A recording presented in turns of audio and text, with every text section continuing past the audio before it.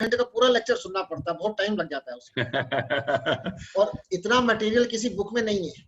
नहीं, this is what I wanted actually, कि आप इतनी मेहनत करें और कुछ सीखें, मतलब अच्छी बात है, मेरे लिए तो बहुत गर्व की बात है। एक बार टेक्स्ट में लिखने के बाद में बड़ी जल्दी हो जाता है, बाद में बिल्कुल, नहीं, वही होना भी चाहिए। आई ऑलवेज से कि always keep a small notebook with you, और उस पर नोट करते रहिए, जो भी चीज अच्छी लगे आपको उसको नोट करते रहिए वहां पे, और उसको हैंडी रखेंगे तो फिर भूलते नहीं है एक्चुअली में। That's right, yes. एनीवे, हम लोगों ने सोचा है कि एक अच्छी सी पॉकेट डायरी बनाएंगे। हाँ, आई थिंक इसकी कलेक्शन भी करा लेंगे। It's very essential, I tell, it's very essential, क्योंकि बहुत बार हम किताबों में पढ़ते भी हैं और लगता है कि याद रहेगा, वो भूल जाते हैं इमीडिएटली जो है, तो उसको उसी टाइम अगर नोट कर लेंगे तो फिर बहुत अच्छा रहता है, and this is a way of learning. चलिए आज जैन साहब एक चीज और बताइएगा, एक फल दीपिका जैन साहब जैसे थी, आपने बोली थी ना, क्या तो फल दीपिका बहुत खरीद लो, आप बोले थे ना, वन शुड हैव फल दीपिका, राइट। जैन साहब फल दीपिका मुझे मिली तो है, खरीदी तो है मैंने, पर प्रॉब्लम क्या हो गया, इसमें जितने भी बने हुए ना चार्ट, सब साउथ इंडियन में बने हुए, कोई नॉर्थ इंडियन वाली नहीं है। नहीं, you might have purchased written by some South Indian actually. अरे बस ये डॉक्टर जीएस कपूर है, यही वाला दिल्ली वाला। अच्छा, उसने भी साउथ इंडियन बनाया हुआ है? ओनली साउथ इंडियन दिया हुआ है। ओहो, you might have seen actually, कहीं काफी आपको मिलेंगे नॉर्थ इंडियन वाले भी जो है, और particularly I think Suresh Chandra Mishra ने शायद लिखी होंगी, उसने नॉर्थ इंडियन में लिखा होगा, बट सब आजकल जाके बुक तो देख नहीं सकते, you have to go online. सही बात है, that is the problem actually. Jain साहब कोई हो तो बताइएगा नाम ऐसा जिसमें नॉर्थ इंडियन हो। चलिए ठीक है, चलिए आज एक नया चैप्टर शुरू करते हैं, it's very important also, Ashtak varga system. Very good. पहले तो हम समझ लें कि अष्टक वर्गा सिस्टम है क्या, दैट इज मोर इम्पोर्टेंट, और दूसरा ये है कि it is to be considered as an additional tool for making predictions. इसको कभी ये मत समझिए कि ये you can replace it with the Parashar system, this is just to be considered as an additional tool for, and it helps you in making prediction, that is perfectly all right, because काफी इसका फायदा होता है हमें। पहली चीज तो यह कि समझना पड़ेगा कि है क्या सिस्टम ये। इसमें क्या होता है कि ये सिस्टम मानते हैं कि जो भी प्लैनेट आपके हॉरोस्कोप में उनका प्लेसमेंट कहीं भी होता है, तो वो अपनी पोजीशन से कुछ रे ऑफ इन्फ्लुएंस डालते हैं on the different science, actually different houses, और अपनी पोजीशन से ही नहीं कि by virtue of their position other planets also put a ray of influence on the other houses. तो अपनी जगह से ray of influence आएगा on different houses, and not only from its own place but from the position of other planets also. कुछ ray of influence आती हैं, कुछ positive होती हैं और कुछ नेगेटिव होती हैं, और इवन जो असेंडेंट होता है वो भी जो डिफरेंट प्लैनेट की पोजीशन से रे ऑफ इन्फ्लुएंस डालता है ऑन द डिफरेंट हाउसेस।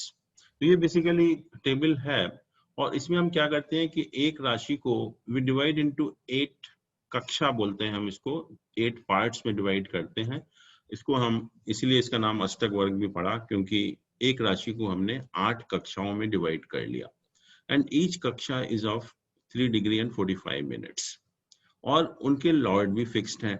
जैसे कि जो फर्स्ट कक्षा है, that is the portion of 0 to 3 degree 45 minutes of the राशि, इस लॉर्ड इज सैटर्न, और जो सेकंड कक्षा है 345 से लेके 730 डिग्री तक, उसका लॉर्ड है जुपिटर, फिर 730 to 1115 इसका लॉर्ड है मार्स, ऐसे फिर सन है, फिर वीनस है, फिर मरकरी है, फिर मून है, फिर असेंडेंट है।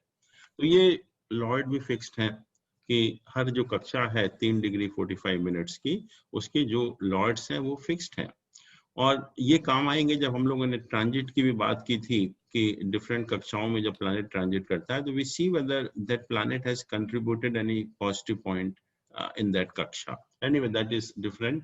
तो जैसे मान लीजिए कि सैटर्न है, तो कहते हैं कि सैटर्न जो है सन से 1 2 4 7 8 9 10 11 पोजीशन पर पॉजिटिव रे ऑफ इन्फ्लुएंस डालेगा जहां भी होगा, और मून से जहां मून प्लेसमेंट होगा वहां से 1 5 6 11 प्लेसेस पर, मार्स से 1 4 7, इस तरह से डिफरेंट प्लेसेस पर अपने से तो डालेगा ही सैटर्न, ये है सैटर्न अपने से जो है ये 3 5 6 11 पोजीशन में डालता है, बट डिफरेंट प्लैनेट से भी पॉजिटिव रे ऑफ इन्फ्लुएंस आएगा ऑन द डिफरेंट हाउसेस। ऐसे ही जुपिटर है, जुपिटर सन से इस पोजीशन में, मून से इस पोजीशन में, मार्स से इस पोजीशन में, मरकरी से इस पोजीशन में, इस तरह से पॉजिटिव रे ऑफ इन्फ्लुएंस डालता है। जैसे कि हम ये जो अष्टक वर्ग का चार्ट बनाते हैं वो ऐसे ही बनाते हैं कि भिन्नाष्टक वर्ग का जो बनाते हैं कि सैटर्न का देखा आपने कहाँ पर प्लेसमेंट है, वो अपनी पोजीशन से 3, 5, 6, 11 में पॉजिटिव रे ऑफ इन्फ्लुएंस डाला। वीनस का प्लेसमेंट कहाँ पर है, उससे इस पोजीशन में। जुपिटर का प्लेसमेंट कहाँ पर है, उससे इस पोजीशन में। और इन सबको हम फिर ऐड कर देते हैं कि टोटल जो पॉइंट होते हैं वो कितने होते हैं एक्चुअली में। तो इसमें 2-3 चीजें और भी हैं कि यहाँ पर लिखा हुआ है राशि गुणकर या राशि मल्टीप्लायर हम बोलते हैं इसको। तो इसमें जो मेष है जैसे 7 है, टॉरस 10 है, जेमिनी 8, 4 इस तरह से हैं। ऐसे ही ग्रह गुणकर होते हैं, ग्रह मल्टीप्लायर होते हैं, तो वो भी यहाँ पर लिखा हुआ है। इनका हम यूज करेंगे but just I am telling you because this table हम लोग बार बार नहीं देखेंगे इसको जो है, तो इसको हम यूज करेंगे। तो ये कहा कि जो भी प्लैनेट है और जहां भी प्लेस्ड है in a particular sign, they are capable of throwing out beams of influence on certain places both from its own position and from the position of other planets, जो मैंने कहा। और ये टेबल से हम बताते हैं कि कहाँ कहाँ जो हमने लिखा है टेबल में, this is basically the positive ray of influence. तो हम पॉजिटिव रे ऑफ इन्फ्लुएंस की बात करेंगे, नेगेटिव की बात नहीं करेंगे। और जो हम ऑस्पिशियस प्लेसेस पर जो पॉजिटिव रे ऑफ इन्फ्लुएंस होती है या ऑस्पिशियस प्लेसेस होते हैं प्लैनेट की अपनी पोजीशन से और लग्न से जो है, उसको हम अष्टक वर्गा चार्ट कहते हैं। और जैसा यहाँ लिखा हुआ है कि हर राशि को हमने 8 इक्वल पार्ट्स में डिवाइड किया, विच इज नोन एज कक्षा, एंड ईच कक्षा is of 3 degree and 45 minutes. इसका हम बहुत तरह से इस्तेमाल करते हैं और कई चीजों को प्रेडिक्शन करने में इस्तेमाल करते हैं, और it is an excellent tool for our making the predictions correct. Actually इसकी हम बहुत हेल्प लेते हैं, और हेल्प लेने से जो हमारी प्रेडिक्शन में काफी हमको सिंप्लिसिटी भी होती है, आसानी भी हो जाती है, और बहुत सारी चीजें जो हम नहीं बता सकते वैसे, वो इसकी मदद से हमें काफी अच्छा नॉलेज मिल जाती है। और जैसा मैंने कहा कि हम भिन्नाष्टक वर्गा बनाएंगे, इंडिविजुअल प्लैनेट का अष्टक वर्गा चार्ट बनाएंगे, और उन सबको जब हम कंबाइन कर देते हैं तो वो सर्वाष्टक वर्गा बोलते हैं, या टोटल अष्टक वर्गा चार्ट हम बोलते हैं। तो भिन्नाष्टक वर्गा से क्या होता है कि हम जहां भी एक पर्टिकुलर प्लैनेट आपका प्लेस्ड है, उस प्लैनेट का जो हमने भिन्नाष्टक वर्गा बनाया, तो उस जहां प्लैनेट प्लेस्ड है उस हाउस में कितने पॉइंट आए भिन्नाष्टक वर्गा में उस प्लैनेट के, तो that will give you the strength of the planet कि एक पर्टिकुलर प्लैनेट कहाँ प्लेस्ड है, और उसी प्लैनेट का जब हमने भिन्नाष्टक वर्गा बनाया तो भिन्नाष्टक वर्गा में वहां पर कितने पॉजिटिव पॉइंट्स आए, तो that is an indication of the strength of the planet. जैसे आप देख रहे हैं कि 8 जगह से अपनी पोजीशन से, दूसरे प्लैनेट की पोजीशन से और लग्न से भी जो है पॉजिटिव रे ऑफ इन्फ्लुएंस आता है। तो मैक्सिमम पॉइंट जो है 8 हो सकते हैं किसी भी भिन्नाष्टक वर्गा में, किसी भी हाउस में, किसी भी प्लैनेट के भिन्नाष्टक वर्गा में मैक्सिमम पॉइंट 8 हो सकते हैं। और उससे हमको प्लैनेट की स्ट्रेंथ का पता लग गया। और उसके अलावा जब हम सर्वाष्टक वर्गा बनाते हैं इन सबको कंबाइन करके, देन सर्वाष्टक वर्गा gives you the total strength of the planet. तो हमें बहुत आसानी से ये पता लग गया कि हर प्लैनेट आपके हॉरोस्कोप में कितना स्ट्रांग है, हर हाउस आपके हॉरोस्कोप में कितना स्ट्रांग है। और वही हमें चाहिए भी, क्योंकि unless and until we know the capability of each planet, we cannot be accurate in the predictions. Yeah, unless we know the strength of each house, we don't know how much significations we are going to get of that house. तो जो हमने ग्रह बल और भाव बल निकालने के लिए इतनी मेहनत की थी, इतने सारे एंगल से देखा था हमने, और यहाँ पर बहुत थोड़े से टाइम में या बहुत आसानी से हमको भिन्नाष्टक वर्गा मिल गया और सर्वाष्टक वर्गा मिल गया। तो हमें हर प्लैनेट की स्ट्रेंथ का भी आइडिया हो गया और हर हाउस की स्ट्रेंथ का भी आइडिया हो गया। जैसे हम देखें एक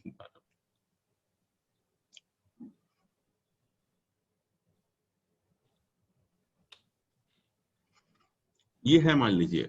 अब हमने जैसे we want to know the strength of each planet here actually, तो हमने हर प्लैनेट का यहाँ जैसे आप देख रहे हैं कि ये भिन्नाष्टक वर्ग का बना हुआ है यहाँ पर, ये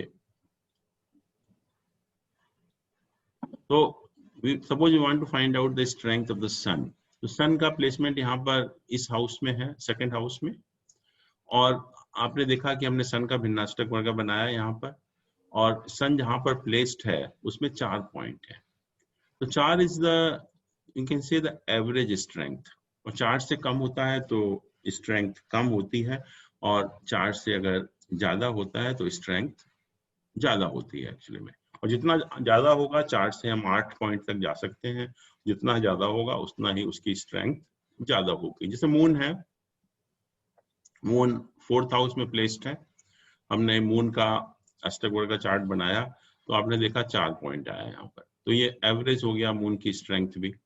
मार्स का देखा हमने, मार्स यहाँ पर है 9th हाउस में, और मार्स का अष्टक वर्ग का चार्ट ये है, तो यहाँ पर 3 पॉइंट है, इसका मतलब मरकरी, मार्स की जो स्ट्रेंथ है वो एवरेज से थोड़ा कम है। मरकरी का देखिए, मरकरी यहाँ पर है, और जब मरकरी का हमने अष्टक वर्ग का चार्ट बनाया तो ये 5 पॉइंट है, इसका मतलब मरकरी इस हॉरोस्कोप में is stronger than other planets actually. और यहाँ पर आप सर्वाष्टक वर्ग भी देख रहे हैं, तो हमने जितने भी जो 8 अष्टक वर्ग चार्ट बनाए थे उसको जब हम कंबाइन कर देते हैं तो दिस इज द सर्वाष्टक वर्ग, और इसमें जो पॉइंट्स लिखे हुए होते हैं तो they tell you the strength of each house, कि हर हाउस की स्ट्रेंथ आपकी कितनी है। और जैसे हमने कहा कि भिन्नाष्टक वर्ग में 4 पॉइंट हम एवरेज मानते हैं, ऐसे ही यहाँ पर 25 पॉइंट्स हम एवरेज मानते हैं कि 25 पॉइंट्स हैं तो एवरेज है, 25 पॉइंट से कम है तो हाउस की स्ट्रेंथ कम है, और जितना 25 से ज्यादा होगा उतना ही हाउस की स्ट्रेंथ भी ज्यादा होगी। तो इस तरह से ये चार्ट आपके ऑलरेडी बने हुए होते हैं, और जैसे मैंने कहा कि बहुत ही एक सिंपल तरीका है चार्ट बनाने का, और इसको हम दोनों तरह से इस्तेमाल करते हैं। पहला, हमें हर प्लैनेट की स्ट्रेंथ का आइडिया हो जाता है, और हर हाउस की स्ट्रेंथ का आइडिया हो जाता है, जिससे कि हमें प्रेडिक्शन करने में काफी हेल्प मिलती है एकदम से जो है। इसमें और शतबाला में क्या रिलेशन आया? देखिए, दीज आर 2 डिफरेंट सिस्टम्स, तो रिलेशन कोई नहीं है। एक जैसे हमने कहा कि हम शत बल भी बहुत तरीके से निकालते हैं, उसमें विंशोपक बल भी होता है, और भी कई तरह के मेथड हैं, तो ऐसे ही एक ये सेपरेट मेथड है जिसको कि अष्टक वर्ग सिस्टम हम बोलते हैं। तो this is a different way of, different philosophy है, डिफरेंट थ्योरी है ये, but normally you will find कि it matches with that actually, ज्यादातर आप देखेंगे कि ये उससे मैच भी करेगा। यानी सब एग्जांपल में मैच करके दिखाएंगे? हाँ हाँ, क्यों नहीं, विल शो यू, मैं आपको दिखाऊंगा, डेफिनेटली दिखाऊंगा आपको।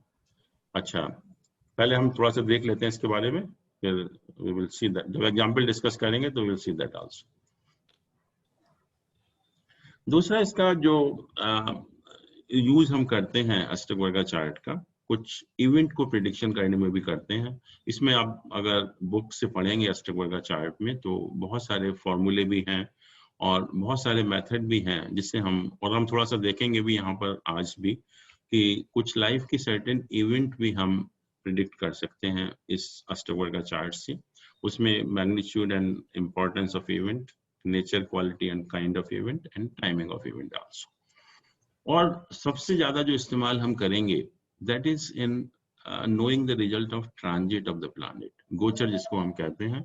और गोचर का हम लोगों ने पढ़ा भी था यहाँ पर अभी, तो उसमें देखा था आपने कि बहुत एक डिफिकल्ट सिस्टम है, बहुत ही एक कंट्रोवर्शियल भी है, बहुत ही कॉन्ट्रडिक्शंस भी हैं उसमें।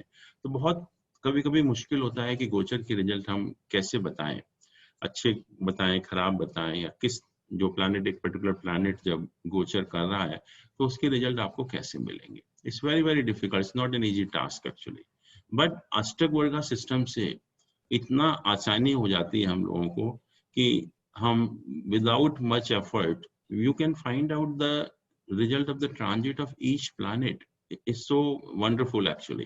कैसे? जैसे कि अभी हम लोग देख रहे थे ये अष्टक वर्ग चार्ट, तो ये जो डिफरेंट आपको अष्टक वर्ग का चार्ट लिख रहे हैं। अब देखिए मून का मान लीजिए हमें देखना है कि मून का जब ट्रांजिट करेगा तो उसके रिजल्ट कैसे कैसे होंगे। तो हमें सिंपल ये देखना है कि मून किस राशि में ट्रांजिट कर रहा है। मून जो है किस राशि में ट्रांजिट कर रहा है। मून मान लीजिए कि 2.25 दिन के लिए यहाँ पर आया, 9th साइन है, यहाँ पर आप लग्न चार्ट में देख रहे हैं 9th साइन में अगर मून 2.25 दिन के लिए आया तो यहाँ इसके अष्टक वर्ग का पॉइंट 2 है। इसका मतलब जो ट्रांजिट के रिजल्ट आपको अच्छे नहीं मिलेंगे, बिकॉज 4 है तो एवरेज है और 4 से जितने भी कम है उतना ही ज्यादा एडवर्स है। तो यहाँ पर जब मून ने सेक्रेटेरियस साइन में ट्रांजिट किया 2.25 दिन के लिए, देन यू फाइंड कि the transit result of moon are not good actually. फिर नेक्स्ट साइन में गया, जैसे ही कैप्रिकॉर्न साइन में गया, you find the points are 6 actually. तो सडनली आप देखेंगे इस 2.25 दिन में जो मून के ट्रांजिट के रिजल्ट बहुत अच्छे होंगे। फिर 3 में गया, कम हो गए, फिर ये एवरेज एवरेज, फिर यहाँ पर और यहाँ पर ट्रांजिट किया तो उसके रिजल्ट आपको बहुत अच्छे मिल गए। तो एक बहुत ही एक सिंपल तरीका है, कोई आपको एफर्ट नहीं करना, कुछ नहीं करना, इस टेबल की मदद से आप देखते चले जाइए कि वो प्लैनेट कहाँ पर ट्रांजिट कर रहा है अपने भिन्नाष्टक वर्गा की बात कर रहा हूँ, भिन्नाष्टक वर्गा में, और वहां पर उसके कितने पॉइंट्स हैं, कितने पॉजिटिव। छोटा सा क्वेश्चन है जी, फिफ्थ हाउस में ज्यादा पॉइंट्स होना अच्छी बात तो नहीं होती? नहीं, we will come to that, अभी मैं आऊंगा उसके ऊपर। इट्स वेरी इंपॉर्टेंट क्वेश्चन, तो उसको हम डिटेल में भी डिस्कस करेंगे थोड़ा सा।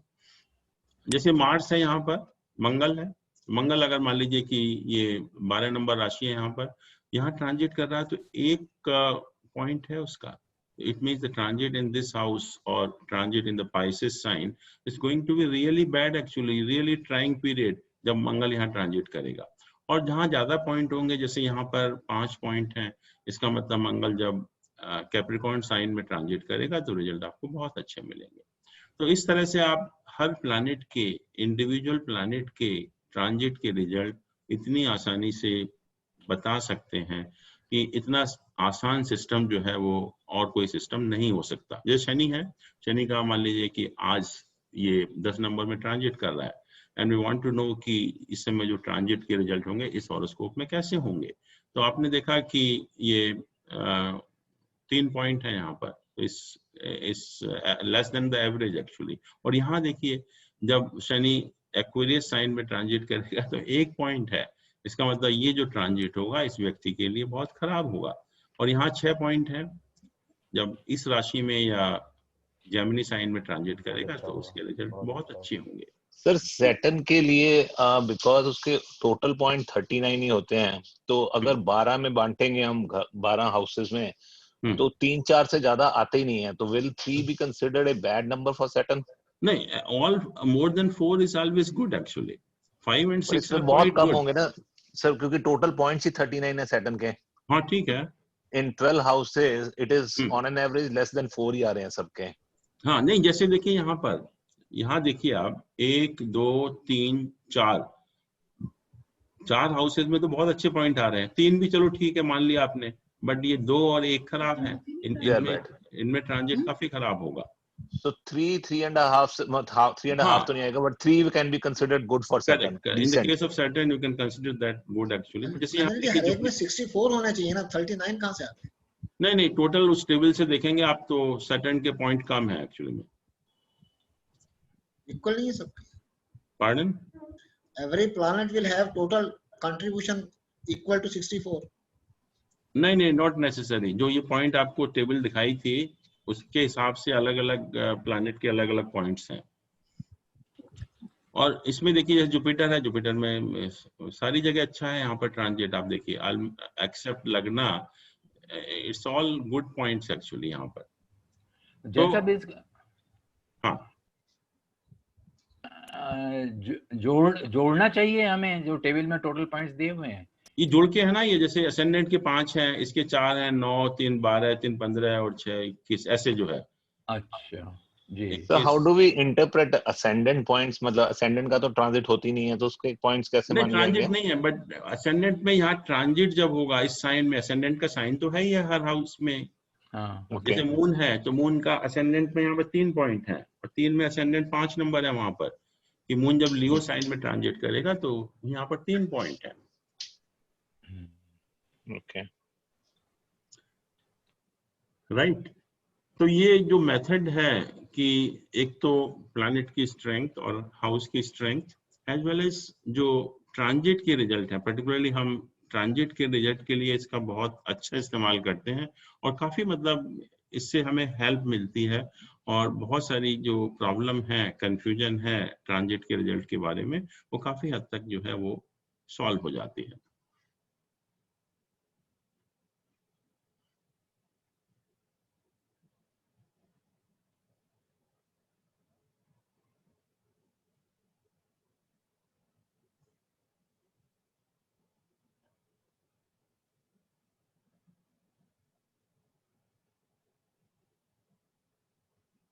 तो ट्रांजिट के रिजल्ट हम बड़ी आसानी से प्रिडिक्ट कर सकते हैं।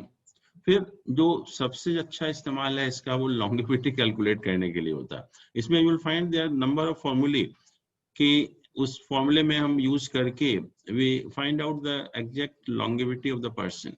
और आपने देखा भी होगा बहुत सारे हॉरोस्कोप में लिखा रहता है कि आपकी आयु 75.5 साल है या 65.5 साल है या 80 साल 2 महीने तक लिखा है, ऐसा भी लिखा होता है कई जगह हॉरोस्कोप में। तो हाउ डू दे कैलकुलेट?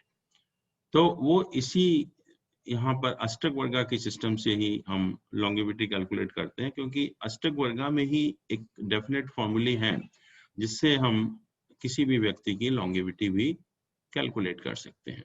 तो लॉन्गेविटी कैलकुलेट करने के लिए भी ये बहुत अच्छा एक साधन है और हम करते भी हैं। और आप देखते भी हैं कि अगर कोई भी पुराना आप हॉरोस्कोप देखेंगे तो उसमें लिखा होता है कि आपकी उम्र इतना तक लिखा होता है कि 75 साल 6 महीने है, 7 महीने, 8 महीने है, ऐसा भी लिखा होता है। तो they do it based on the Ashtak varga system. वो आप पढ़ेंगे नहीं यहाँ पर, बट अगर आप बुक को देखेंगे तो यू कैन फाइंड आउट कि डिफरेंट फॉर्मूले हैं और उस फॉर्मूले को हम यूज करके we can find out the exact longevity. इसको हम मुहूर्त के लिए भी इस्तेमाल करते हैं कि मुहूर्त के लिए कौन सा हमें दिन है या लग्न है या महीना है या ईयर है एक पर्टिकुलर काम के लिए शुभ होगा, तो उसका भी हम यहाँ पर अष्टक वर्गा सिस्टम का यूज करते हैं टू फाइंड आउट द मुहूर्त आल्सो। तो ये सारी चीजें हम अष्टक वर्गा से निकालते हैं। बट आई टेल यू कि this is just you have to keep in mind that this is only as an additional tool for helping in our predictions. You can't replace this with the Parashar system actually. ऐसा नहीं कि आप Parashar system को भूल के, Parashar system ही रहेगा basic system prediction का, लेकिन इसका आप इस्तेमाल करेंगे तो डेफिनेटली आपको काफी प्रेडिक्शन करने में मदद मिल जाती है। जैसे हम लघु पराशरी का करते हैं, जेमिनी सिस्टम का यूज करते हैं, ऐसे ही अष्टक वर्गा का सिस्टम जो है यूज करके हमें काफी प्रेडिक्शन करने में हेल्प मिलती है। और पर्टिकुलरली जो strength of planet and transit के रिजल्ट, इससे अच्छे आपको कहीं नहीं मिलेंगे। और इतना आसान तरीका कि बहुत ही आसान तरीके से आपको जस्ट टेबल देखकर ये पता लग जाता है कि इस हाउस में या इस साइन में एक पर्टिकुलर प्लैनेट का ट्रांजिट कैसा होगा। और हाउस की स्ट्रेंथ, अभी जैसे अभी क्वेश्चन किया था आप लोगों ने कि 6th हाउस का स्ट्रेंथ, तो वो भी हम डिस्कस करेंगे। It's very very valid question कि 6th हाउस की स्ट्रेंथ कितनी होनी चाहिए या किस हाउस की स्ट्रेंथ कितनी होनी चाहिए as per Ashtak varga system, and that has been defined also in this system actually. It's very interesting actually. तो ये सब इस्तेमाल हम करेंगे। और इसमें जो डिफरेंट हम टर्म्स यूज करते हैं एक बार जस्ट उसको भी देख लेते हैं। ये विन्यास्टिक वर्गा हो गया, जो इंडिविजुअल अष्टक वर्गा चार्ट है जो आपने देखा अभी। और इसमें हम जब इसमें ट्रांजिट के रिजल्ट के लिए नहीं, बट जब हम लॉन्गेविटी वगैरह कैलकुलेट करते हैं या और भी चीजें हम इससे कैलकुलेट करते हैं, तो ये जो अष्टक वर्गा पॉइंट आते हैं इसमें हम रिडक्शन अप्लाई करते हैं। 2 रिडक्शन होते हैं, उसको हम अभी थोड़ा सा देखेंगे भी उसके बारे में। एक को हम त्रिकोण रिडक्शन कहते हैं और एक को एकाधिपत्य रिडक्शन बोलते हैं। तो दैट वी विल सी। तो उसका भी हम इस्तेमाल करेंगे कि जो भी अष्टक वर्गा के पॉइंट्स आए हैं उसमें हम रिडक्शन अप्लाई करते हैं बिफोर अप्लाइंग द फॉर्मूले। फिर आपने देखा सर्वाष्टक वर्गा या total Ashtak varga chart, combine करके we could find out the total Ashtak varga chart. फिर प्रस्तारक वर्गा होता है, अगर I will show you in that different software also कि वो एक spread out chart है in place of making the chart. एक spread out chart होता है कि किसने कितने point contribute किए, तो वो भी एक just another way of representing the data actually. और अब क्वेश्चन कभी कभी ये आता है कि हम अष्टक वर्गा, और ये अगेन इससे डिफरेंट व्यूज अबाउट दिस कि हम अष्टक वर्गा लग्न कुंडली से देखें या भाव कुंडली से देखें या भाव चलित से देखें। तो इसके बारे में भी बहुत एक कंट्रोवर्सी है जो अभी तक सॉल्व नहीं हो पाई है, क्योंकि कहते हैं कि लग्न कुंडली से देखेंगे अगर हम तो जो 2 घंटे में जो पैदा हुए हैं लोग, उनका ऑलमोस्ट सेम रहेगा, कोई डिफरेंस नहीं आएगा। और अगर भाव चलित से देखेंगे तो डेफिनेटली अंतर आ सकता है और आना भी चाहिए। But in spite of this controversy अभी भी जो हम लोग अष्टक वर्ग कैलकुलेट करते हैं हम लग्न से ही करते हैं, भाव चलित से नहीं करते हैं। बट ये पॉइंट है और it's a point of interest also, क्योंकि कुछ लोग कहते हैं कि हमें भाव चलित से करना चाहिए, लेकिन अभी तक जो सिस्टम है या जो प्रैक्टिस है वो हमारी लग्न काट से ही है। फिर कुछ और हम ये जो टर्म यूज करते हैं कि पहला जैसे है short Vashishtha. short Vashishtha, the sum total of bindus that remain in the various bhavas after both the reductions. जब हम दोनों रिडक्शन अप्लाई करेंगे और जब टोटल नंबर ऑफ पॉइंट्स जो बच जाते हैं उसको हम शॉर्ट वशिष्ठ बोलते हैं, उन सबको अगर ऐड कर देते हैं। राशि पिंड है कि sum of the product of bindus and the rashi multiplier. मैंने देखा अभी दिखाया था आपको टेबल में कि ये राशि मल्टीप्लायर है। यहाँ पर ये यहाँ पर हर राशि के जो गुणकर बोलते हैं या मल्टीप्लायर बोलते हैं, तो हम देखते हैं कि इन राशियों में कितने कितने पॉइंट हैं। जो अष्टक वर्ग का पॉइंट है उसको हम इस मल्टीप्लायर से मल्टीप्लाई कर देते हैं और सबको जब हम ऐड करते हैं तो that is known as a राशि पिंड। ऐसे ही हर प्लैनेट के साथ कितने कितने पॉइंट हैं, उन पॉइंट्स को अगर हम प्लैनेट मल्टीप्लायर या प्लैनेट गुणकर से मल्टीप्लाई कर देते हैं तो जो आता है उसको हम कहते हैं ग्रह पिंड। राशि पिंड और ग्रह पिंड, ये जो 2 टर्म हम यूज करते हैं कि जो भी राशि पिंड में कि हर राशि में कितने बिंदु हैं उसको राशि मल्टीप्लायर से मल्टीप्लाई कर दिया। ग्रह पिंड में हर प्लैनेट के साथ कितने बिंदु हैं और उसको हमने रेस्पेक्टिव प्लैनेट मल्टीप्लायर से मल्टीप्लाई कर दिया। और जब ये राशि पिंड और ग्रह पिंड को हम ऐड कर देते हैं तो इसको हम कहते हैं शॉर्ट पिंड या शुद्ध पिंड या योग पिंड हम बोलते हैं। और इनका हम इस्तेमाल जो है डिफरेंट कैलकुलेशन के लिए करते हैं, but not for finding out the strength and seeing the result of transit actually.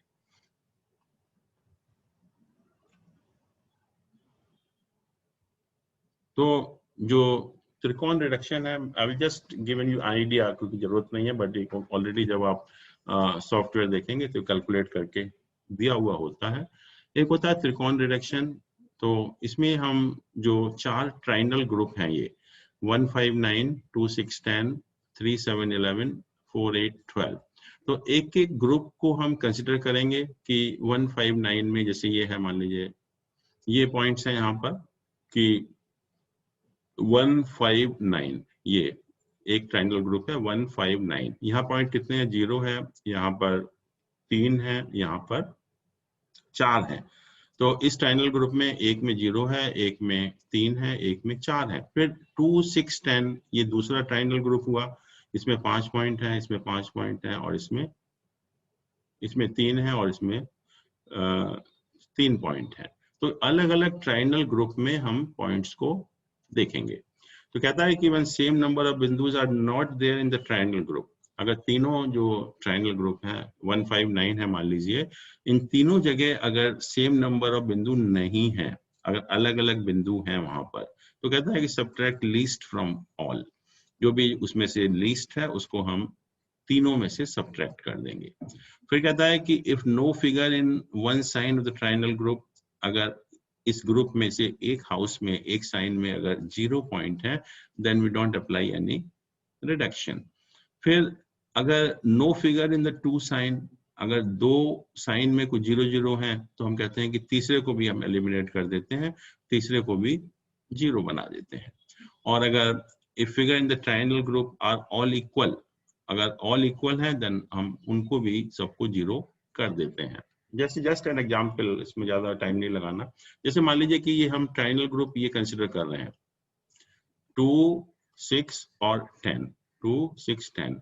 तो इसमें 0.5 है, इसमें 0.5 है और इसमें 0.3 है। 5, 5, 3 पॉइंट है, तो इक्वल नहीं है। तो जो भी लिस्ट है, लिस्ट क्या है, 3 है यहाँ पर, तो हमने 3 इसमें से माइनस किया 2 हो गया, 3 इसमें से माइनस किया 2 हो गया, 3 इसमें से माइनस किया 0 हो गया।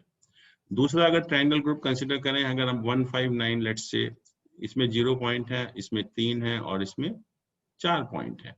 तो उसमें था कि अगर एक साइन में 0 पॉइंट होता है तो फिर हम उसको कोई रिडक्शन अप्लाई नहीं करते, तो इसलिए यहाँ पर उतने ही पॉइंट रखे 0, 3 एंड 4। तो दैट इज द बेसिस, उसके बेसिस पर हम चारों ट्रायंगल ग्रुप्स में रिडक्शन अप्लाई करते हैं। फिर है एकाधिपत्य रिडक्शन। एकाधिपत्य रिडक्शन मीन्स कि except sun and moon each planet has a lordship of 2 signs. तो उसके बेसिस पे हम करते हैं यहाँ पर, और क्योंकि 4 और 5 साइन का एक ही लॉर्ड होता है, तो ये जो रिडक्शन अप्लाई किया जाता है वो 4 और 5 साइन के अलावा दूसरी राशियों में हम अप्लाई करते हैं। तो उसके प्रिंसिपल सिंपल है, वी विल नॉट डिस्कस ज्यादा। A planet in both the signs owned by the planet, तो कोई रिडक्शन अप्लाई नहीं करते। अगर जो एक पर्टिकुलर जो 2 साइन है एक प्लैनेट के, अगर दोनों में ही प्लैनेट अगर प्लेस्ड होते हैं तो कोई रिडक्शन अप्लाई नहीं होता। No figure in the one sign whether occupied और नॉट, तो इन दोनों केसेस में हम कोई रिडक्शन अप्लाई नहीं करते। सेकंड सिचुएशन इज कि एक साइन में तो प्लैनेट है और दूसरे साइन में कोई प्लैनेट नहीं है, तब हम क्या करेंगे, if the figure in the former is greater, former means ki the sign which is occupied by a planet, then eliminate the later. If figure in the former is less, make later equal to former. So और या फिर if figure in the both is equal, eliminate the figure in the later. तो इस तरह से ये apply करते हैं। और if both the signs are not occupied, जब हम क्या करेंगे कि if figure equal है तो दोनों को eliminate कर देते हैं, और अगर figure equal नहीं होती तो make larger equal to smaller. So this is the basis actually. इसमें ज़्यादा शायद I don't need to waste time on this, but these two reductions we apply in this Ashtak system. और इस reduction को apply करने के बाद जो पॉइंट्स आते हैं उसका हम डिफरेंट चीज के लिए इस्तेमाल भी करते हैं। अब हम थोड़ा सा जो डिफरेंट प्लैनेट्स के विन्यास्तक वर्ग होते हैं उनका हम थोड़ा और भी इस्तेमाल करते हैं, तो किस तरह से हम इसका इस्तेमाल कर सकते हैं वो हम थोड़ा सा डिस्कस करेंगे। कि पहले कहा कि when the sun transit Bhawa with the more बिंदुस, जिस भाव में या जिस साइन में सन के भिन्नाष्टक वर्गा में ज्यादा बिंदु होते हैं, तो उस साइन में जब सन ट्रांजिट करता है, उस साइन में जब सन ट्रांजिट करेगा, तो that solar month will be auspicious for marriage और एनी न्यू वर्क और जर्नी और एनी चैरिटेबल डीड। तो हमें सिर्फ ये देखना है कि नॉर्मली कौन सा महीना हमारे लिए शुभ होगा, कौन सा महीना हमारे लिए अशुभ होगा।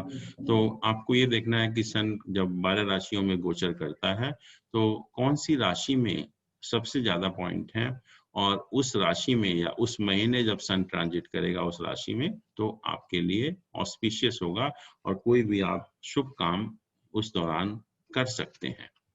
उसके बाद बहुत सा क्वेश्चन आता है कि हम किस डायरेक्शन में पूजा करें, और ऑफ कोर्स ये वास्तुशास्त्र एक पर्टिकुलर डायरेक्शन बताते हैं, but Ashtavarga doesn't believe in that actually. Ashtavarga says कि the direction is different for the different natives, you can't have the same direction for each person. तो हम अलग अलग डायरेक्शन अलग अलग नेटिव के लिए अलग अलग चीजों के लिए कैसे निकालेंगे, तो is again a wonderful system of Ashtavarga. वो कहता है कि जो 4 डायरेक्शन हैं which are represented by the different राशिस, हमने कहा था कि ESWN मतलब 159 जो राशियां हैं वो ईस्ट डायरेक्शन को रिप्रेजेंट करती हैं, 2, 6, 10 साउथ को करती हैं, 3, 7, 11 राशि वेस्ट को करती हैं, 4, 8, 12 नॉर्थ को रिप्रेजेंट करती हैं। तो आप इन डायरेक्शंस के सन के भिन्नाष्टक वर्गा में पॉइंट ऐड कर दीजिए। जैसे ईस्ट का है मतलब 159 राशि में जितने भी सन के भिन्नाष्टक वर्ग हैं उनको पॉइंट को आप ऐड कर लीजिए। ऐसे ही 2, 6, 10 साइन में सन के भिन्नाष्टक वर्ग में जितने भी पॉइंट है वो ऐड कर लीजिए। फिर 3, 7, 11 वाले में ऐड कर लीजिए और 4, 8, 12 वाले में ऐड कर लीजिए। तो चारों डायरेक्शन के आपको सन के भिन्नाष्टक वर्ग में पॉइंट मालूम हो गए। अब वो कहते हैं कि जिस डायरेक्शन में सबसे ज्यादा बिंदु होते हैं, जिस डायरेक्शन में सबसे ज्यादा बिंदु होते हैं, that is the most suitable for worship, और the worship should be done in that place of worship should be in that direction. It's not north, north east और ईस्ट, बट यहाँ कहता है कि आप सन के भिन्नाष्टक वर्ग में चारों डायरेक्शन के पॉइंट देखिए, और जिस डायरेक्शन में सन के भिन्नाष्टक वर्ग में सबसे ज्यादा पॉइंट होंगे, that direction is most suitable for the place of worship. Actually आपके घर में जो है, तो it's not as per the Vastu Shastra की एक पर्टिकुलर डायरेक्शन है हर काम के लिए। यहाँ पर हर चीज के लिए आपके अष्टक वर्ग सिस्टम के द्वारा आप डायरेक्शन निकाल सकते हैं। मून का कहा कि जब मून जब एक ज्यादा नंबर का ट्रांजिट करेगा तो ऑस्पिशियस होगा, that we already seen actually. फिर कहता है कि interview in the early morning with the person born in the rashi which in the native horoscope associated with the maximum Vindus। मान लीजिए कि आपकी एक पर्टिकुलर राशि है और उस राशि में मैक्सिमम मून के भिन्नाष्टक वर्ग में मैक्सिमम पॉइंट हैं, तो उस राशि वाले व्यक्ति से जिस राशि में आपके सबसे ज्यादा पॉइंट हैं, तो अगर किसी दूसरे व्यक्ति की वही राशि है तो उसके साथ अगर कोई भी काम हो तो अर्ली इन द मॉर्निंग आप करेंगे तो वो आपको सक्सेस मिलेगी उस काम में जो है। सेकंड कहा कि ब्राइड ग्रूम जन्म राशि which is with the maximum बिंदु, या जैसे सेकंड केस में देखा कि हमने कि मान लीजिए एक पर्टिकुलर राशि में आपके मैक्सिमम बिंदु हैं और वही आपके स्पाउस की जन्म राशि है, तो आप सोच के चलिए कि life will be happy, married life will be very happy.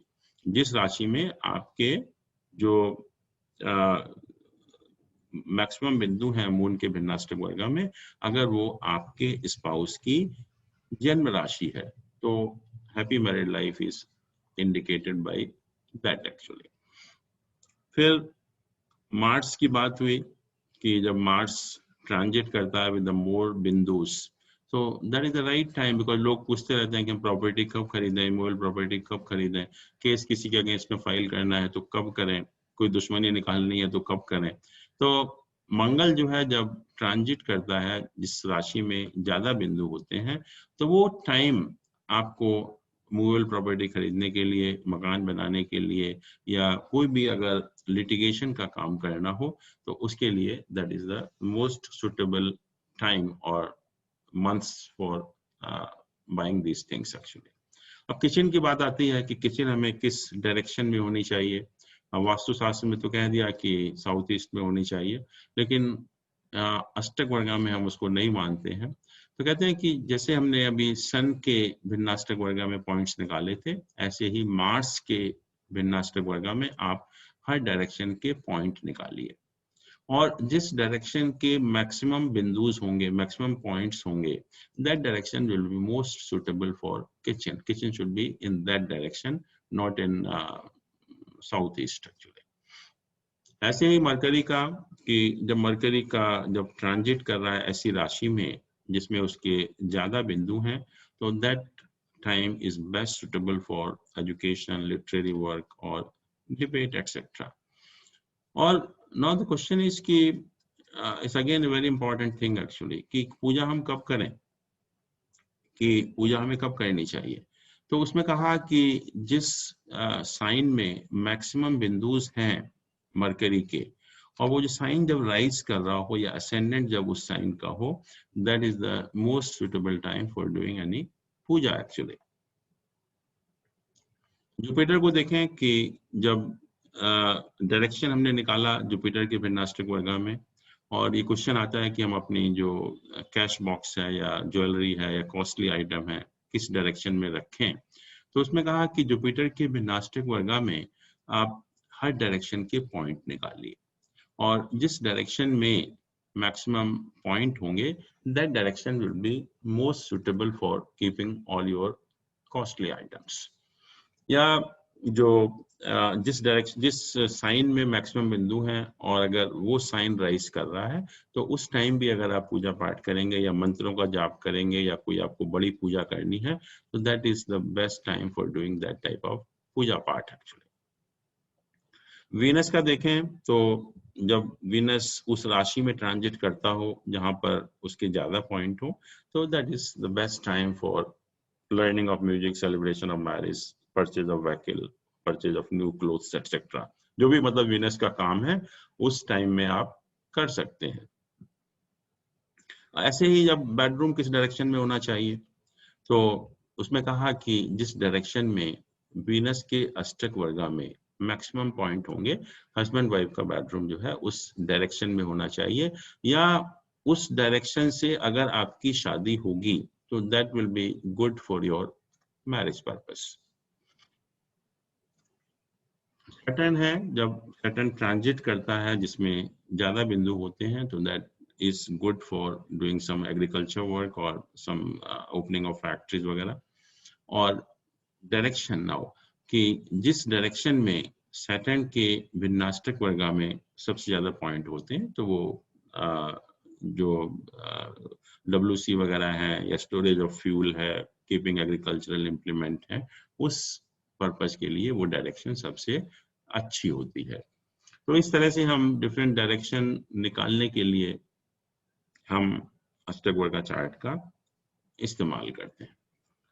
अब जो सबसे इम्पोर्टेंट है सर्वाष्टक वर्गा कि हमने इन सबको ऐड कर लिया तो हमारा सर्वाष्टक वर्गा बन गया। और सर्वाष्टक वर्गा के बहुत सारे नाम हैं अलग अलग बुक में, अलग अलग सॉफ्टवेयर में। इसको हम समुदायाष्टक वर्गा भी बोलते हैं, अखिलाष्टक वर्गा भी बोलते हैं, पिंडाष्टक वर्गा भी बोलते हैं, महाष्टक वर्गा भी बोलते हैं और सकलाष्टक वर्गा भी बोलते हैं। तो कोई भी हाउस अगर 25 पॉइंट से कम होता है तो that is not suppose to be having enough strength, बहुत ज्यादा स्ट्रांग नहीं होता वो। और अगर 30 होता है तो 25 से 30 के बीच में तो we consider it is a good house having good strength. और अगर 30 से बहुत ज्यादा है तो then definitely this house is very strong. और जो सबसे इम्पोर्टेंट चीज है कि कोई भी प्लैनेट अगर अच्छा है, एक्सॉल्टेशन वगैरह में है और ऐसी राशि में बैठा हुआ है जहां पर उसके कम बिंदु हैं, वो इफेक्टिव नहीं होता एक्चुअली में। ऐसे ही जो प्लैनेट हैं अगर डेबिलिटेशन में है, 6, 8, 12 में अगर बैठे हुए भी हैं बट उनके साथ एसोसिएटेड पॉइंट ज्यादा हैं, then they may also give you good results. अब जो क्वेश्चन था आपका कि हर हाउस में कितने पॉइंट होने चाहिए, that is very very important. And जो हमारी बुक है प्रश्न मार्ग, उसने जो है एक मिनिमम रिक्वायरमेंट बताई हर हाउस के लिए कि हर हाउस में इतने। सर बिफोर दैट वन एक क्वेश्चन है, for example planet in exaltation not affected with less bindus. इसका मतलब है अगर किसी का कोई planet let's say Virgo sign में बैठा हुआ है और वो एक्सॉल्टेड है, let's say Mercury sitting in Virgo, Mercury is exalted in the 6th sign.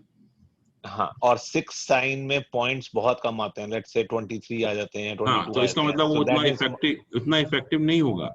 और हम दोनों तरह से देख सकते हैं कि मरकरी के भी भिन्नाष्टक वर्ग में वहां पर कितने पॉइंट हैं।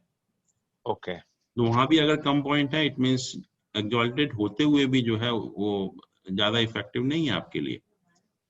और बट उसी हाउस में उसी राशि में ही देखना है जिसमें वो एक्सॉल्टेड बैठा हुआ है। बिल्कुल, स्ट्रेंथ तो उसी जहां पर प्लेस्ड है वो उस राशि में हमें देखना है कितने पॉइंट है। और यहाँ पर हम देख रहे हैं कि टोटल सर्वाष्टक वर्गा पॉइंट्स, तो अगर सर्वाष्टक वर्गा पॉइंट भी कम है तो भी प्लैनेट जो है इट बिकम्स लेस इफेक्टिव, और अगर अष्टक वर्गा पॉइंट ज्यादा होते हैं तो it becomes more effective actually. अच्छा, तो प्रश्न मार्ग ने जो एक मिनिमम रिक्वायरमेंट बताई कि हर हाउस में कितने कितने पॉइंट होने चाहिए। फर्स्ट हाउस में कहा 25 पॉइंट्स होने चाहिए, देन इस house is strong. Second house में 22 पॉइंट्स, थर्ड हाउस में 29 पॉइंट्स, फोर्थ हाउस में 24 पॉइंट्स, फिफ्थ हाउस में 25 पॉइंट्स, सिक्स्थ हाउस में 34 पॉइंट्स, 7th हाउस में 19 पॉइंट्स, 8th हाउस में 24 पॉइंट्स, 9th हाउस में 29 पॉइंट्स, 10th हाउस में 36 पॉइंट, 11th हाउस में 54 पॉइंट्स और 12th हाउस में 16 पॉइंट, सबसे कम पॉइंट। अब आप देखिए इसमें कि ये हाउसेस क्या क्या हैं and why this points have been specified. सबसे इंपॉर्टेंट है कि जो हमारे उपाचय स्थान हैं, they are very important houses, क्योंकि उन्हीं से हम जो हमारा जो बाहुबल होता है या हम अपने एफर्ट्स करते हैं, and that is the most important thing in your life, कि जो भी हम मेहनत करें, हम मतलब हम किसी के लिए एफर्ट करेंगे जब भी हम कुछ कर पाएंगे लाइफ में जो है। तो इसलिए सबसे ज्यादा जो इम्पोर्टेंस दी गई वो 3, 6, 10, 11 हाउसेस को दी गई। आप देखिए 3 के 29 है, 6 के 34 पॉइंट है in spite of being all the bad house, और 10th का 36 है और 11th का 54 है। अब आप कहेंगे 11th को इतना ज्यादा पॉइंट क्यों दिए गए, 54 points? Because this is the main house, that is the purpose of life. और जेमिनी एस्ट्रोलॉजी में इसको कहा हर स्थान है, this is the end of the life. और एंड ऑफ द लाइफ होने के बाद बैलेंस शीट बनती है कि हमने इस लाइफ में क्या पाया, क्या खोया। पाया मीन्स कि जो 11th हाउस है, this indicate all type of gains. Financial gains की हम बात नहीं करेंगे, because at the end of life we are concerned with the spiritual gains. और ये स्पिरिचुअल गेन भी बताता है जो आपके लिए नेक्स्ट लाइफ में आपके साथ जाएंगे। This is the only thing which can go with you. तो इसलिए कहा कि 11th हाउस में जितने ज्यादा पॉइंट होंगे उतना ही आपकी लाइफ सक्सेसफुल हुई, मीनिंगफुल हुई, पर्पसफुल हुई। और अगर 11th हाउस में ही कम पॉइंट है, बाकी हाउसेज में कितने भी पॉइंट हैं, तो आपने तो कुछ लेके नहीं जा रहे साथ में, जो है सब आपने बेकार कर दिया उसको जो है। तो इसलिए जो अल्टीमेट पर्पस है, जो हम मोक्ष की बात करते हैं या अच्छे कर्मों की बात करते हैं या अगले जीवन को सुधारने की बात करते हैं, वो सब इसी से पता लगेगा 11th हाउस से, कि 11th हाउस आपका सर्वाष्टक वर्गा में कितना इंपॉर्टेंट है, कि आपका लाइफ का पर्पस मीट हुआ या नहीं हुआ, उसका लाइफ का ऑब्जेक्टिव मीट हुआ या नहीं हुआ। और जितने ज्यादा पॉइंट इस हाउस में होंगे उतना ही आपकी लाइफ इज इंडिकेटेड कि सक्सेसफुल लाइफ आपकी रही, आपने अच्छे कर्म किए, आपने लाइफ को इस तरह से जिया जो कि अच्छे कर्म किए, और वो अच्छे कर्म जो है आपके रिजल्ट जो है वो नेक्स्ट लाइफ में आपको देंगे भी। क्लियर नहीं हुआ। ये 11th हाउस में 54 तो किसी के आ ही नहीं सकते। 11th हाउस में तो 54 नहीं होते, too but much. You will see in many cases की 40, 50, 55 तक मतलब होते हैं। 54 भी होते हैं, ऐसे नहीं 54 नहीं होते एक्चुअली में। तो बट इसमें खराब है, एवरेज क्या है 11th में? देखिए एवरेज तो बता ही दिया कि 25 है तो ठीक नहीं है, 25 से 30 के बीच में है तो ठीक है, और जितने ज्यादा होंगे 30 से उतना ही अच्छा है, उतना ही हाउस स्ट्रांग है। तो 54 का मतलब क्या हुआ मिनिमम? 54 मींस कि 54 पॉइंट्स अष्टक वर्ग, सर्वाष्टक वर्ग में इतने 11th हाउस में ज्यादा पॉइंट होने चाहिए। मिनिमम का मतलब क्या हुआ? Minimum requirement in each house. This is what प्रश्न मार्क हैज सेड एक्चुअली। उसने अपने हिसाब से कहा कि उसका पर्पस यही था कि 11th हाउस में जितने भी ज्यादा पॉइंट होंगे उतना ही हमारी लाइफ जो है वो सक्सेसफुल हुई। तो इसमें जितना ज्यादा हो उतना ही अच्छा है। तो इसीलिए इसमें जो रिक्वायरमेंट रखी गई कि अगर 54 है तो it means your life is really successful.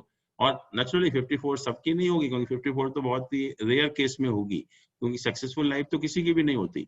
But जो लोग बहुत अच्छा काम करते हैं या बहुत अच्छी तरह से लाइफ को जीते हैं, उसमें 54 भी है। Many cases I have found कि 54 है।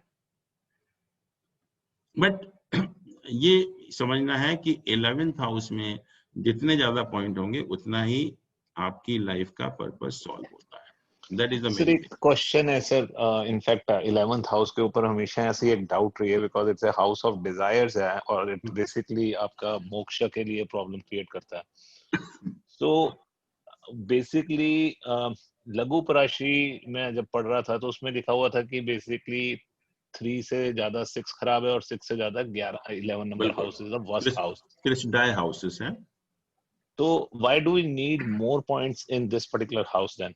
This what I am saying कि वो तो खराब है कि कोई प्लैनेट प्लेस्ड है, लेकिन अष्टक वर्ग की जब हम बात कर रहे हैं अष्टक वर्गा इंडिकेट्स कि आपका जो हाउस है, क्योंकि 11th हाउस ही हमें बताता है कि आपको गेन कितने हुए लाइफ में। ये जो आप बात कर रहे हैं डिजायर वगैरह, ये तो यहीं रह जाएंगे, वो तो अलग खत्म हो गया। बट जो भी हम करते हैं, जैसे हम कोई ऑर्गेनाइजेशन है, उसमें हम पूरे साल एक्टिविटी करते हैं, हम जो भी करते हैं अच्छा बुरा काम करते हैं, but ultimately we are concern with the loss and profit at the end of the financial year.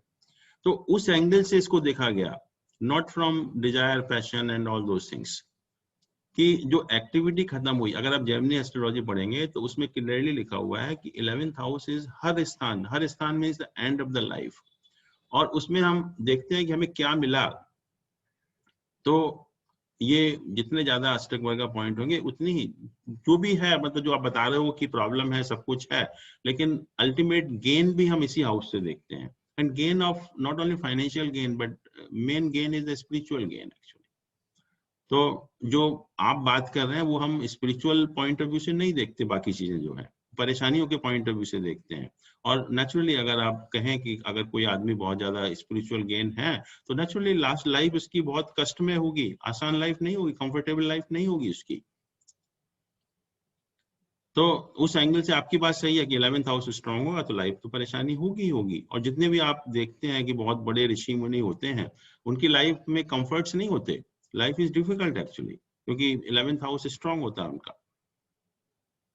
But that is also the house of gains also.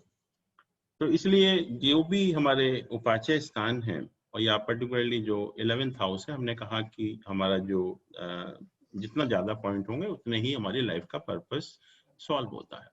Sir how far is this, एक second sir, how far is this true कि planet placed in 11th house is always good but the lord of 11th house is not good? Is that right or not right? No, planet देखिए 11th house otherwise is a neutral house. Planet अगर 11th house में होते हैं तो we see that planets are placed in the neutral house. Okay, and how about the lord of 11th house? Lord of 11th house भी neutral house है एक तरह का, बट ये जैसे त्रिशडाय हाउस भी है। एंड त्रिशडाय हाउस को आप वैसे मत समझिए, देखिए त्रिशडाय हाउस किस लिए है 11th house, let's understand actually. ये 4th हाउस से 8th हाउस हो जाता है, that is the only reason कि ये इसको हमने त्रिशडाय हाउस कहा। और त्रिशडाय हाउस मतलब 4th से 8th मींस कि आपके जो डोमेस्टिक कंफर्ट है वो खत्म हो गए, डोमेस्टिक कंफर्ट जो है वो खत्म हो गए। और वो ही जो हम कहने जा रहे हैं कि जो स्पिरिचुअल गेन होंगे तो डोमेस्टिक कंफर्ट कहाँ रहेंगे आपके।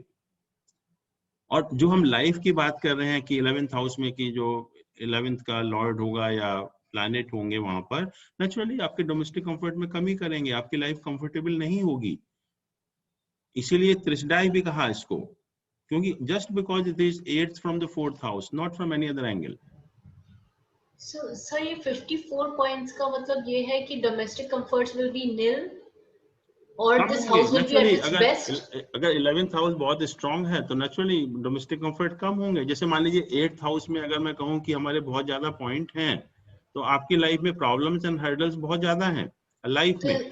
और 11th is 8th from the 4th house, इसका मतलब डोमेस्टिक कंफर्ट कम है। और तो मतलब जितने ज्यादा पॉइंट्स है उतना खराब है 11th हाउस में।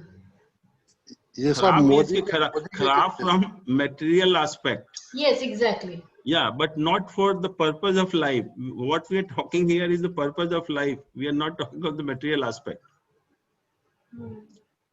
11th पॉइंट में ज्यादा इसीलिए बताया। और देखिए जब आप मान लीजिए 11th हाउस स्ट्रांग है आपका, तो घर का सुख तो वैसे भी नहीं है। अगर स्पिरिचुअली अगर आपको अपलिफ्टमेंट होना है या spiritually you are going on a higher plane, तो घर का सुख कहाँ मिलेगा वैसे भी।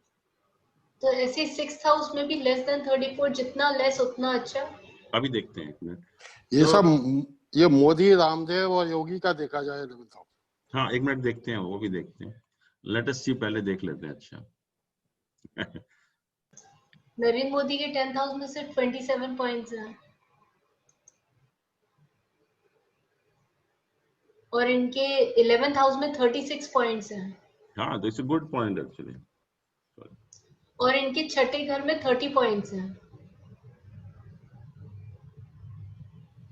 So basically there is a ये है अब देखिए His ascendant is 30. हाँ now you see 36 पॉइंट्स हैं, इट्स नॉट लेस। और थर्ड में 31 है, 6 में 30 है, इसमें 27 है, इसमें 36 है।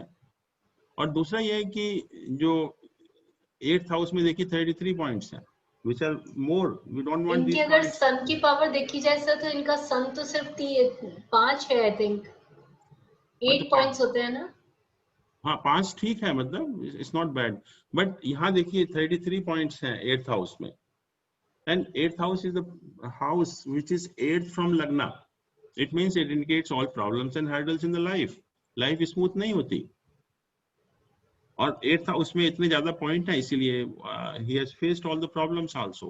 कि ऐसा नहीं हो सकता कि जैसे एकदम से आपकी लाइफ बहुत अच्छी रहे. ये तो पर्टिकुलर दशा अंतर दशा में रिजल्ट मिल जाते हैं आपके, जो भी राजयोग वगैरह होते हैं, बट 8th हाउस में we don't want more points. It's very harmful. Anil ji, इनका थोड़ा ईस्टफल और कष्टफल भी निकालिए. वो इससे नहीं मिलेगा, दूसरे सॉफ्टवेयर से मिलेगा. नहीं, इसी में आता है, स्ट्रेंथ में आ जाएगा, सब स्ट्रेंथ में करिएगा. नहीं, इसमें एग्जैक्टली नहीं आता. लेट मी सी, एक मिनट आता है. मेरे उसमें आ जाएगा. मैंने भी लिख दिया इसमें. इनका इष्टफल और कष्टफल अगर देखा जाए नरेंद्र मोदी जी का, नहीं कष्टफल ही कष्टफल है. और देखिए अब इनका सन का कष्टफल ज्यादा है. इनका सन का कष्टफल 36 दिखा रहा है और मून का 46 दिखा रहा है, कष्टफल ज्यादा है. मार्स का भी कष्टफल ज्यादा है, 30.9 दिखा रहा है. मर्क्यूरी स्ट्रांग है इनका, मर्क्यूरी का इष्टफल है 51.7. देखिए let me this next software actually या इसका क्वेश्चन.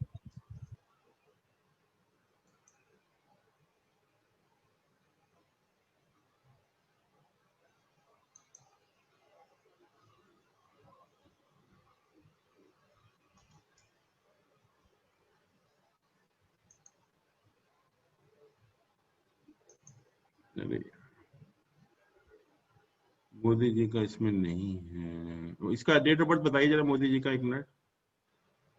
हाँ जस्ट 17 इनका है सितंबर. 11 AM. नहीं 7 सितंबर है ना. 17 सितंबर 1950, मेहसाना, इंडिया.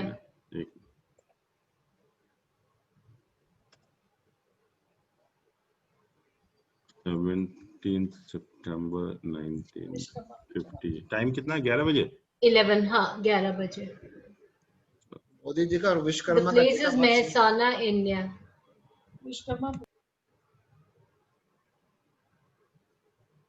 ओके.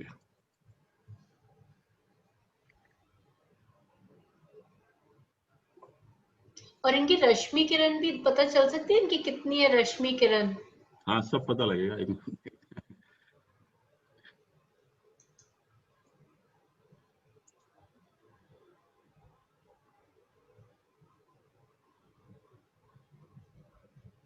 ये देखिए रश्मि किरण 17 कट रहा है एक्चुअली. 18.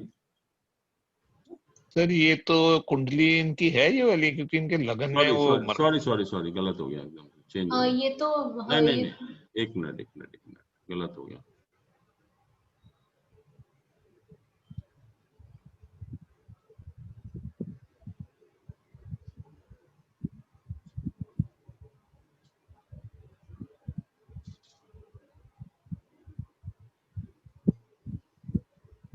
ये है 11 रश्मि किरण. हाँ. इनका तो बहुत बुरी लाइफ होनी चाहिए. हाँ life has been difficult actually. Life में कहाँ मटेरियल कंफर्ट कहाँ है लाइफ में. अच्छा एनीवे आप उसका कह रहे थे ना, क्या कह रहे थे आप? ईस्टफल कष्टफल. ईस्ट और कष्टफल.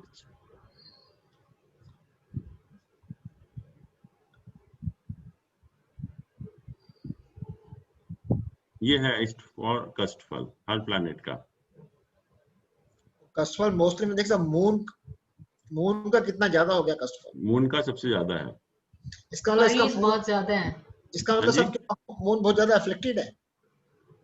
हाँ मून वरीज इन लाइफ. क्या चीज? Worries in life. हाँ मून देखिए, मून वैसे देखिए मार्स के साथ है और राहु का उसका एस्पेक्ट भी है यहाँ पर, और नीच का भी है. अगर हम उसको अभी नीच भंग की बात नहीं करते, क्योंकि इसमें वो नीच भंग का फॉर्मूले योग नहीं आते इसके अंदर, तो नीच का है मून और मार्स और राहु का एफ्लिक्शन है उसके ऊपर. सबसे ज्यादा कहाँ पर है, किसका है? जुपिटर का, मरकरी का है सबसे ज्यादा ईस्टफॉल अच्छा, इसी का है ना? अपने मूल त्रिकोण में बैठा है सर मरकरी। हाँ, mercury is exalted, sorry exalted, right.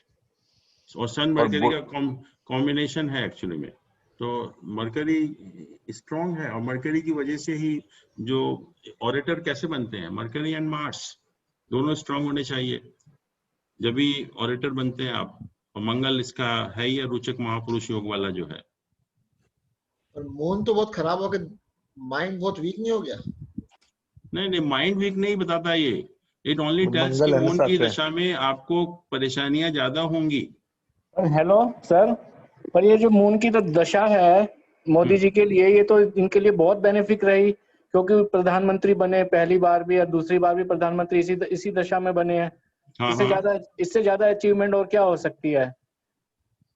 नहीं, एक देखिए, एक चीज ये भी है कि जो हॉरोस्कोप है, to what extent it is correct, that also we don't know. Anil ji ये बात ठीक है, ये date and time you do not know. हाँ, टाइम, क्योंकि आप अलग अलग देखेंगे, अलग अलग टाइम मिलेगा आपको, तो इट्स नॉट नेसेसरी कि ये सही हो। क्योंकि मून की दशा तो वैसे अगले साल खत्म हो जाएगी सर। हाँ, मून की दशा खत्म होके क्या होगा, मार्स की दशा शुरू होगी। मार्स क्या आ जाएगी, जो मार्स तो है ही, रोचक महापुरुष योग बना ही रहा है, तो इट विल बिकम मोर लगन पावरफुल, लॉर्ड है। और ज्यादा पावरफुल हो जाएंगे उस टाइम। तो ये इंडिकेट करता है दशा से, हो सकता है कि मेंटल टेंशन या कुछ इस टाइप का इंडिकेशन हो यहाँ पर जो है। और हाउस में देखिए कौन सा स्ट्रॉन्गेस्ट हाउस है, 10th हाउस स्ट्रॉन्गेस्ट है इनका। एक नंबर जो है 10th हाउस क्या आ रहा है, तो that is the strongest house actually.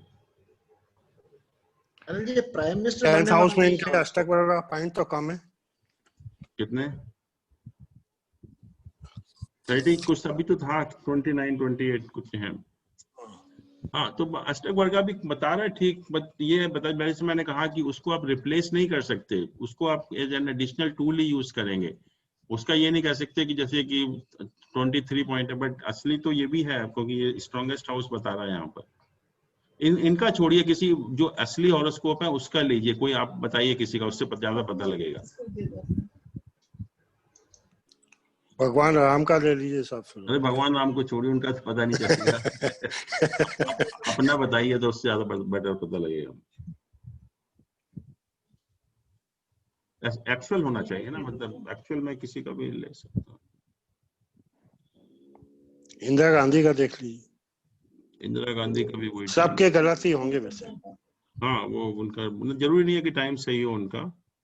ये मैं बताता हूँ, जैन साहब आपका ही देख लेते हैं। ये है। हाँ जैन साहब अपना स्टडी कराइए आप। नहीं, मैं आपको असली आदमी का बताता हूँ। नहीं, आप असली हैं, सबसे असली आप ही हैं।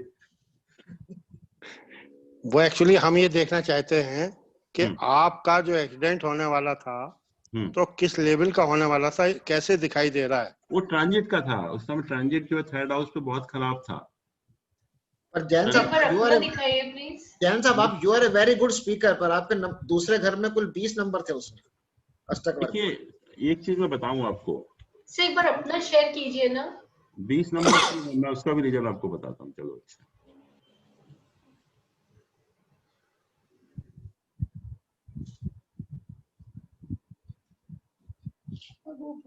ये है। हाँ, अब बताइए क्या पूछना चाहते हैं। देखिए, मेरा जो है Shani started at my birth के 5-6 साल के बाद शुरू हो गया था, राइट। और शनि आपको यहाँ बहुत खराब लग रहा है कि हैम्ड बिटवीन 2 मेलिफिक प्लैनेट्स। और जो हमने कहा था कि फंक्शनल मेलिफिक भी है, क्योंकि ये इसका मूल त्रिकोण साइन इस हाउस में फॉल कर रहा है, राइट। तो ये बहुत खराब है यहाँ पर। बट यहाँ इष्टफल देखिए शनि का कितना है एज कंपेयर टू कष्टफल, and I got everything during this dasha only. By the age of 22-23, everything was done actually. तो ये असली इष्टफल बता रहा है आपको कि 45 है, और ये कष्टफल सिर्फ 13 है इसमें। सन भी तो बहुत अच्छा है आपका। हाँ सन का सबसे ज्यादा है इष्टफल। और आप देखिए अभी जो आप बात कर रहे थे ना अष्टक वर्गा की, कि यहाँ मून है जैसे, एक मिनट,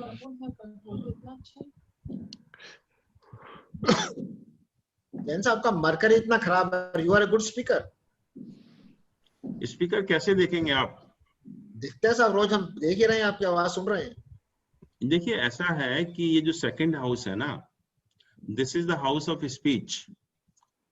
ये इसको all three benefics are having an aspect on this, and this aspect will not be covered in the Ashtak Varga, और हम इसको लग्नादि योग बोलते हैं।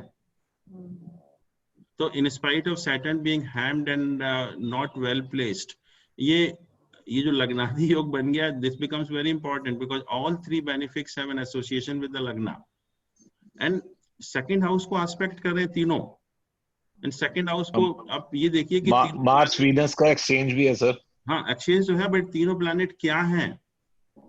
Mercury is the lord of lagna, Venus is the lord of second house, Jupiter is the karaka for the second house. Right. तो ये तीनों चीजें हो गई सेकंड हाउस के ऊपर, तो दैट्स वाई। और जो मार्स एंड मरकरी का एसोसिएशन भी हो गया, तो ये सेकंड हाउस से हम स्पीच देखते हैं किसी भी व्यक्ति की, और मरकरी के साथ सारे बेनिफिट का एसोसिएशन है, वो इसमें रिफ्लेक्ट नहीं होगा इस चीज में जो है अष्टक वर्गा में जो है। दैट मींस अष्टक वर्गा में योग का रिफ्लेक्शन नहीं होता। नहीं बिल्कुल, अष्टक वर्गा जो simple calculation of planets, yoga नहीं आता उसमें। ओके, यही मैं कह रहा हूँ कि it has to be taken with a pinch of salt, की मतलब ऐसा नहीं कि उसको आप रिप्लेस कर दो, उसको उस एंगल से देखना है। बट ट्रांजिट में हम पूरी तरह देख सकते हैं इसको। बिल्कुल, ट्रांजिट के लिए बहुत फायदेमंद है, बहुत इट्स वंडरफुल टूल। और देखिए मून आपको कितना खराब लग रहा है यहाँ पर, राहु के साथ में। हाँ, appears to be the worst position of moon here, और यहाँ मून के अष्टक वर्गा में पॉइंट आप देखिए कितने हैं, 8 हैं ये। तो this is one of the strongest planet. तो मून वीक नहीं है, moon is very strong here. और षडबल में देख लो आप, अगर षडबल की अभी आप बात कर रहे थे, षडबल में क्या पोजीशन, लेट अस सी। ये षडबल है, स्ट्रॉन्गेस्ट इज सन, राइट, वो आप देख ही रहे हो इष्टफल कष्टफल से। यस। सेकंड इज सैटर्न, वो भी इष्टफल कष्टफल से देख रहे हैं। और आप ताज्जुब करिए कि इष्टफल कष्टफल पे हम सिर्फ 2 बल लेते हैं, उससे आपको इतने अच्छे रिजल्ट मिल गए। और ये इस कंफर्म बाय दिस, इसमें मैच कर रहा है नहीं दोनों बिल्कुल। फिर तीसरा मंगल है, मंगल के भी आप देखिए ये इष्टफल ज्यादा है, मंगल के भी इष्टफल ज्यादा है। और मून का देखिए, मून भी 4 नंबर पर आ रहा है, moon is also sufficiently strong as पर दिस आल्सो। बट जो मून के जो रिजल्ट हैं, ये इसमें जो इष्टफल कष्टफल में कि जैसे निकला कि इष्टफल भी उतना ही है, कष्टफल भी उतना ही है, तो प्रॉब्लम भी आएंगी और अच्छे रिजल्ट भी मिलेंगे, दोनों बराबर बराबर हैं। बट जहां ये चीज हो जाती है, जुपिटर है, जैसे मान लीजिए कि इष्टफल सिर्फ 16 है, कष्टफल बहुत ज्यादा है, इसका जुपिटर की दशा बहुत खराब होगी, और होगी भी क्योंकि 8th हाउस में तीनों ये प्लैनेट चले गए, तो इसलिए 8th हाउस में जाने से वीक हो गए तीनों प्लैनेट। और वही पोजीशन है यहाँ पर 5, 6, 7 इन प्लैनेट की। षडबल में भी वही पोजीशन है सेम, कि 8th हाउस में बैठने से वो प्लैनेट वीक हो गए। ठीक, अब now why we want more points in the 6th house, that is the main question actually, कि 6th house में हमें ज्यादा पॉइंट की जरूरत क्यों पड़ती है। अब जैसे यही था, मेरा ही था, इसमें 6th हाउस में 38 पॉइंट्स हैं, राइट। तो ये 30 पॉइंट्स की हमें क्यों जरूरत पड़ी यहाँ पर ज्यादा, क्योंकि 6th हाउस तो हमारा त्रिक हाउस है, बीमारियों का भी हाउस है, सब कुछ है, but even then we need more points in this house, 6th house. क्योंकि ये प्रोफेशन के हाउस से 9th हाउस है, प्रोफेशन का भाग्य स्थान है। 9th हाउस से 10th हाउस है। It indicate success in all your ventures. जो भी आप काम करते हैं, जो भी आप रिसोर्सेज को यूज करते हैं, उसमें आपको पूरी सक्सेस मिलती है। तो दैट्स वाई हम कहते हैं कि जो 6th हाउस में पॉइंट ज्यादा होने चाहिए, 8th और 12th में तो कम होने चाहिए, वो तो ठीक है, but not in the 6th house. 6th house में अगर पॉइंट कम होंगे तो प्रोफेशनल लाइफ आपकी अच्छी नहीं हो सकती किसी हालत में भी। तो इसलिए 6th हाउस में ज्यादा पॉइंट कहा हमने कि यहाँ जो आप देखेंगे चार्ट में, इसमें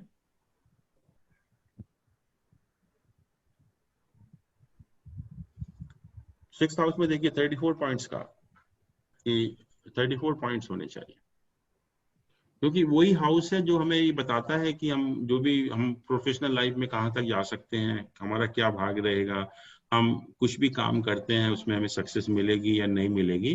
that is more important actually. So we compromise on the 6th house, but we don't want more points in the 8th and the 12th house. 8th में तो चलो फिर भी, because this is 11th from the 10th house, but 12th house तो बेकार है, losses का ही house है, तो उसमें हमने कहा कि हमें ज्यादा पॉइंट की जरूरत नहीं है। सर ये ऐसा है 6th हाउस में 34 भी बहुत हायर साइड में है, जैसे 11th हाउस में 54 है। ये नहीं, थोड़ा नहीं, सा नहीं, देखिए 6th हाउस में जब तक पॉइंट ज्यादा नहीं होंगे, you can not gate a professional status, impossible. इसका मतलब आपको परेशानियों से जूझना भी पड़ेगा, और जब भी आपको प्रोफेशनल स्टेटस भी मिलेगा, ऐसे नहीं मिलेगा। अनिल जी, किसी हाउस में बहुत सारे मैलेफिक बैठे हैं, मैलेफिक का एस्पेक्ट है, तो उसके नंबर कम हो जाएंगे क्या अष्टक वर्ग में? बिल्कुल कम हो जाएंगे। ये तो अष्टक वर्ग का बेसिक प्रिंसिपल है, हमने ट्रांजिट में देखा भी था कि अगर एस्पेक्ट अगर नेचुरली खराब हो गया तो कितना भी बेनिफिक पॉइंट क्यों ना हो, बेनिफिक प्लैनेट क्यों ना हो, वो तो खराब हो जाता है फिर। And that formula takes care of these things. बिल्कुल बिल्कुल। 7th हाउस में हमने नहीं कहा कि ज्यादा पॉइंट हो, भोग का स्थान है, भोग के स्थान में we don't want more points actually. और 2nd हाउस भी हमारा वेल्थ का ही हाउस है, तो उसमें ज्यादा पॉइंट के लिए नहीं कहा एक्चुअली। बेसिकली जो एनालिसिस किया गया है इसमें, that is from the point of view of purpose of life, not for getting material comforts in the life actually. Jain साहब, किसी का 54 पॉइंट देखा है आपने 11th हाउस में? हाँ, मैंने देखे हैं 50 पॉइंट तो अभी किसी का देखा था। ओके, आप डिफरेंट हॉरोस्कोप देखिए, उसमें कई मिलेंगे आपको। तो ये कहा कि जो 2nd, 4th and 7th houses हैं, तो they are hindrance to our spiritual growth. तो इसलिए हम इसमें ज्यादा देखिए, पर्पज ही लाइफ का वही है। हम एक्चुअली में थोड़ा सा दूसरे एंगल से देख रहे हैं लाइफ को, from the point of view of material comfort, इसलिए हमें कंफ्यूजन हो रहा है। But that is not the purpose, purpose is the spiritual growth. तो यहाँ जो बुक्स में मेंशन किया, that is from that point of view, not for gaining material comforts in the life actually. तो ये जो हाउसेस हैं 5th, 9th, 3rd and 10th house, ये हमारे फॉरवर्ड प्रोग्रेस के लिए जरूरी है। और ये जो हाउसेज हैं, they are hindrance to the spiritual growth. और 6th हाउस हमने डिस्कस कर ही लिया, 11th हाउस भी डिस्कस कर लिया, 12th हाउस हमारा लॉसेस का है, तो उसमें हमें ज्यादा पॉइंट नहीं चाहिए। अब जो पीपीटी शेयर कर लेंगे प्लीज? हाँ, why not, I do it. Thank you. Now question is कि हाउ वी यूज दिस सर्वाष्टक वर्ग। वो कहते हैं कि इफ लग्न 9th, 10th and 11th houses, ये 4 हाउसेस हैं, लग्न 9th, 10th and 11th houses, if they are more than 30 points, you have high class life, your life is much better actually। अगर इन चारों जगह में, चारों हाउसेस में 30 से ज्यादा पॉइंट हैं, then life is quite comfortable। materialistic life or spiritual life? दोनों, we are talking of both actually। 9th की बात कर रहे हैं हम, 11th की भी बात कर रहे हैं। और 9th, 10th, 11th आप ये ध्यान रखिए कि these are not meant for material comfort, they are basically the houses of spiritual growth। धर्म, कर्म और आय, what you have gained actually। तो ऐसे हम कह दिया प्रोफेशन, बट कर्म का मतलब हमारा ये नहीं है कि you are enjoying high status और हाई सैलरीड जॉब, जो अच्छे कर्म से मतलब है हमारे यहाँ पर। तो धर्म, कर्म और आय के जो स्थान है 9th, 10th, 11th houses, they nothing to do with the material aspect actually. तो ये 4 हाउसेस लग 9th 10th 11th हाउसेस अगर 30 से ज्यादा पॉइंट होते हैं तो you have high class life. 10th house में अगर 36 पॉइंट्स हैं without association of any malefic planet, then you have happy life, professional life and the wealth earned through your own efforts. तो इसलिए जो है ये 10th हाउस में ज्यादा पॉइंट होना भी ये इंडिकेट करता है कि आपने अपने एफर्ट से जो लाइफ में पोजीशन पाई है वो अपने एफर्ट से पाई है।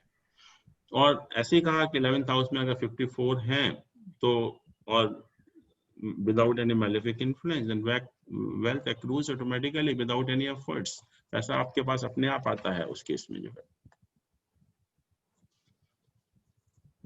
अब नाउ क्वेश्चन इज कि which is the most favourable direction for you. बहुत से लोग होते हैं कि मुझे ईस्ट फेवर करती है, साउथ करती है, तो उसमें सिर्फ यही कहा कि आप हर डायरेक्शन के पॉइंट ऐड कर लीजिए सर्वाष्टक वर्ग चार्ट में, और जिस डायरेक्शन के सबसे ज्यादा पॉइंट होंगे that will be the most suited direction for you. उसमें आप जो भी डायरेक्शन की तरफ काम करेंगे, ऑफिस बनाएंगे या ऑफिस होगा आपका या और भी कोई काम करेंगे, उस डायरेक्शन में घर भी लेंगे, तो वो आपको सबसे ज्यादा सूट करेगी। इसके बाद कभी कभी जो कुछ प्लैनेट से हमें इंडिकेशन मिलता है, जैसे राहु कहते हैं कि 6, 8, 12 हाउस में होता है तो स्नेक बाइट का डर रहता है या फूड पॉइजनिंग का डर रहता है। तो क्वेश्चन आता है कब डर रहेगा। तो राहु में सर्वाष्टक वर्ग में जहाँ राहु है उसमें कितने बिंदु हैं एट दैट एज, उस एज में ये प्रॉब्लम होने के ज्यादा चांसेस होते हैं।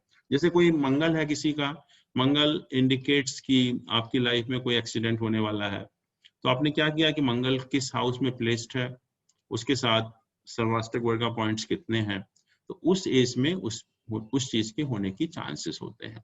सैटर्न है, कोई सीरियस प्रॉब्लम देने वाला है, या सैटर्न आपका बहुत अच्छा है, बहुत अच्छा स्टेटस देने वाला है, तो वो कब होगा।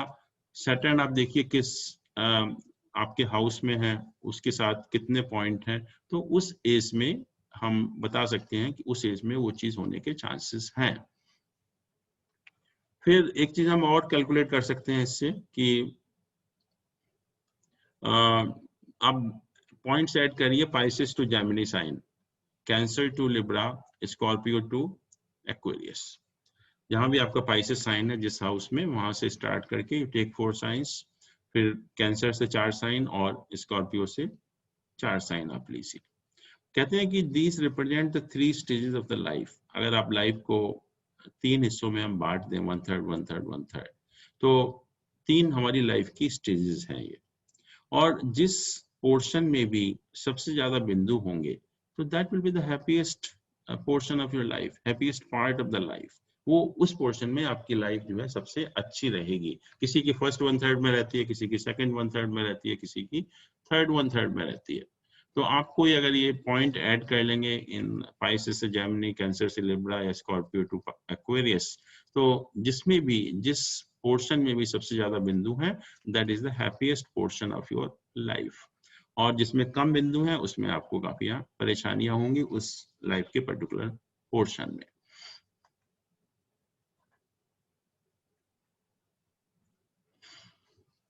फिर एक चीज हम इससे और भी कर सकते हैं कि ऐड बिंदुज फ्रॉम सैटर्न, जहां भी सैटर्न का प्लेसमेंट है, to the sign occupied by the lord of 8th house from Saturn.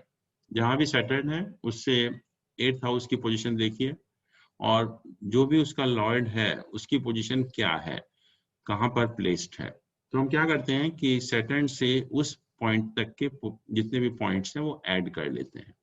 Multiply total by the number of bindus in the 8th house from Saturn, और सैटर्न से 8th हाउस में कितने बिंदु हैं उससे मल्टीप्लाई करते हैं और 12 से डिवाइड कर देते हैं। और उसको अगर हम 12 से डिवाइड करेंगे तो जो रिमाइंडर आएगा, तो उसको अगर हम एरीज से काउंट करेंगे, मान लीजिए रिमाइंडर 3 आया, तो एरीज, टॉरस, जेमिनी, इसका मतलब जब सन जेमिनी साइन में होगा तब उस नेटिव की डेथ होगी। या 5 आया तो सन जब 5th साइन में होगा, लियो साइन में ट्रांजिट करेगा, that will be the death of the month of the native also. तो इस तरह से हम बहुत सारी चीजें कैलकुलेट करते हैं। ये मैंने थोड़ा सा आपको ओवरव्यू दिया है, इसमें बहुत सॉरी ये 9 पॉइंट को हम एक एग्जांपल के साथ कर सकते हैं क्या? हाँ, व्हाई नॉट, सब चीजें एग्जांपल से हम कर सकते हैं। 1 मिनट बताता हूँ आपको। किसी बंदे की डेथ हुई है, उनका हॉरोस्कोप अगर अपने पास पीवी नरसिम्हा राव का ले लेते हैं, किसी का भी ले लेते हैं, we'll be able to assess. उनसे पता नहीं चलेगा, बट अच्छा example means you want with the someone who's no more, so we will be able to assess.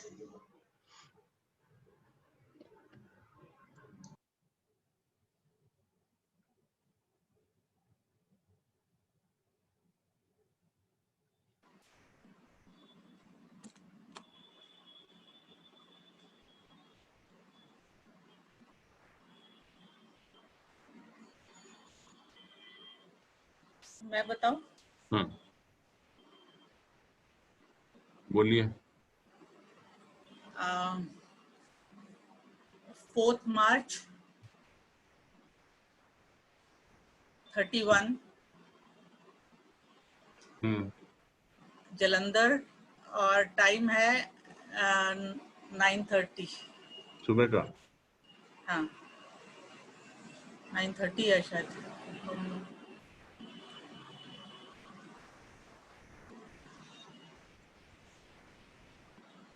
शायद नहीं होना चाहिए सर, जलंधर में सिंगल एल रहेगा। JAL JAL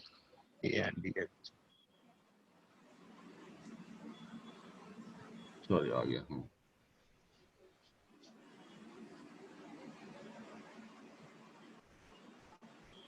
ये है हॉरोस्कोप, राइट। तो हमें क्या करना है कि सैटर्न जहां प्लेस्ड है, ये सैटर्न यहाँ पर है, इससे 8th हाउस को देखिए। 8th हाउस ये है, इसका लॉर्ड है मून, मून ये है। तो हमें यहाँ से यहाँ तक के पॉइंट्स ऐड करने हैं, यहाँ से यहाँ तक के पॉइंट ऐड करने हैं। उसको हमें मल्टीप्लाई करना है with the point in the 8th house from Saturn. इस हाउस में कितने पॉइंट हैं उसको मल्टीप्लाई करके 12 से डिवाइड करना है। तो अष्टकोण का चार्ट आप देखेंगे, ये अरे यार चेंज हो गया क्या?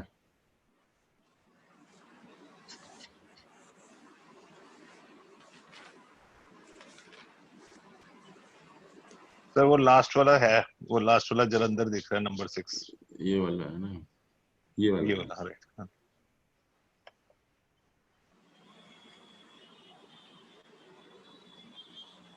नंबर 6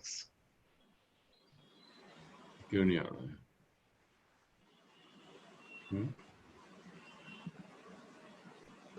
I think से डेटा बैंक में आपका नाम आ रहा है, that's ये आ why. गया, ठीक है, इस देर नाउ ये आ गया। हाँ. नाम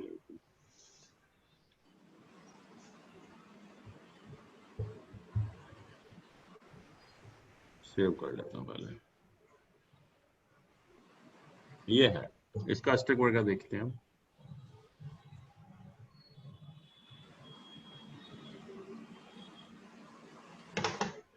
ये अष्टक वर्ग का चार्ट है। तो यहाँ से यहाँ तक के पॉइंट फिर चेंज हो गया, लगन चार्ट चेंज हो गया सर, मुश्किल है।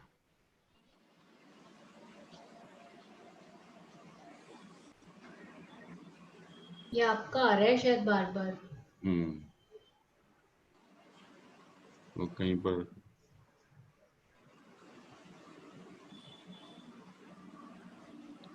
ये है, तो अष्टक वर्ग का चार्ट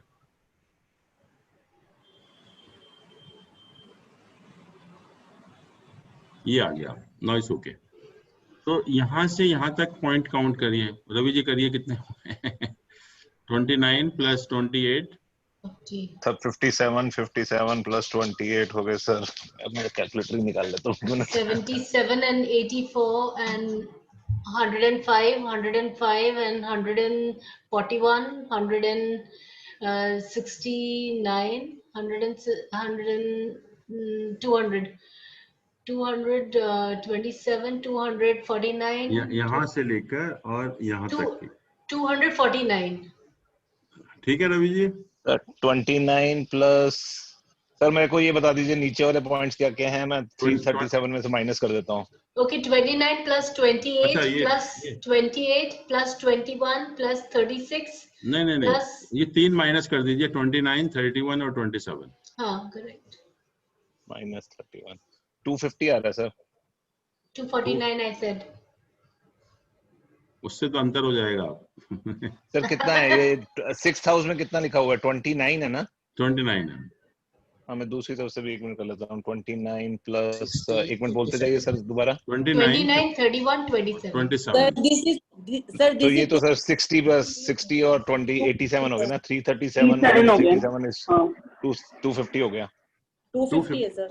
ठीक है, 250 मल्टीप्लाइड बाई दिस 8 ये 27 is equal to 6750 divide by 12 divided by 12 is equal to 562.5 कितना? 562 रिमाइंडर कितना है? 0.5 562.5 एक हो गया रिमाइंडर। 1 हुआ ना रिमाइंडर? नहीं 6 हुआ। कितना हुआ रिमाइंडर? 0.5 का मतलब हाफ ईयर। पूरा डिवाइड 6 हुआ। 562 into तो 6 होगा ना सर। 12 से मल्टीप्लाई कर रहे हैं ना तो 0.5 6 हो गया। 6 हुआ। हाँ जी 6 हुआ रिमाइंडर। 6 और 3 9। अब मतलब 9 मीन्स कि 9 साइन में ट्रांजिट करता है 15 दिसंबर से 15 जनवरी के बीच में। ये आ रहा है कि सन का जब ट्रांजिट हुआ 15 जनवरी से 15 दिसंबर से 15 जनवरी के बीच में। कब हुई डेथ बलजीत जी? 14 मार्च। 14 मार्च को हुई है। तो इसमें हो सकता है एक आध कुछ टाइम वाइम का भी थोड़ा बहुत इधर उधर हो, बट इस तरह से हम निकाल सकते हैं। इसमें जो आ रहा है जो डिवाइड करके वो 15 दिसंबर से 15 जनवरी के बीच में आ रहा है इस मेथड से।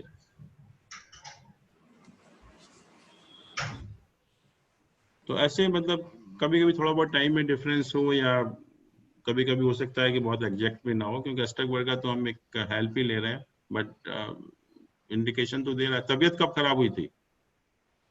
तबीयत शुरू हो गई थी 2018 एंड ऑफ 2018 नहीं, से। जो सीरियस पोजीशन कब हुई? सीरियस तो जनवरी से ही हुई थी। हाँ तो कुछ मतलब उस टाइप का है कि वो महीने 19 मिड 19 बोल दो। हाँ तो वो खराब पोजीशन है उस टाइम से जो है। But anyway this is the method how we do it actually.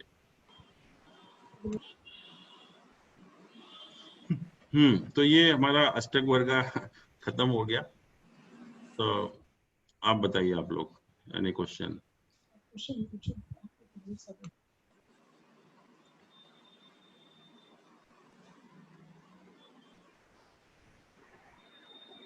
Anil जी मेरा एक क्वेश्चन है, थोड़ा सा अलग है। एस्ट्रोलॉजी तो एक साइंस हो गई, बट हम लोग लाइफ को एज पर्सपेक्टिव अगर देखें तो जब आप कहते हो कि 11th हाउस में you know like that is basically मोक्ष का टाइम, और उसमें ज्यादा पॉइंट्स होने से आपका हाई क्लास लिविंग होगी, और फिर उसके साथ आप कॉन्ट्राडिक्टिंगली ये बोलते हो कि उसमें मटेरियल लाइफ ऑलमोस्ट जीरो हो गया, घर हो गई।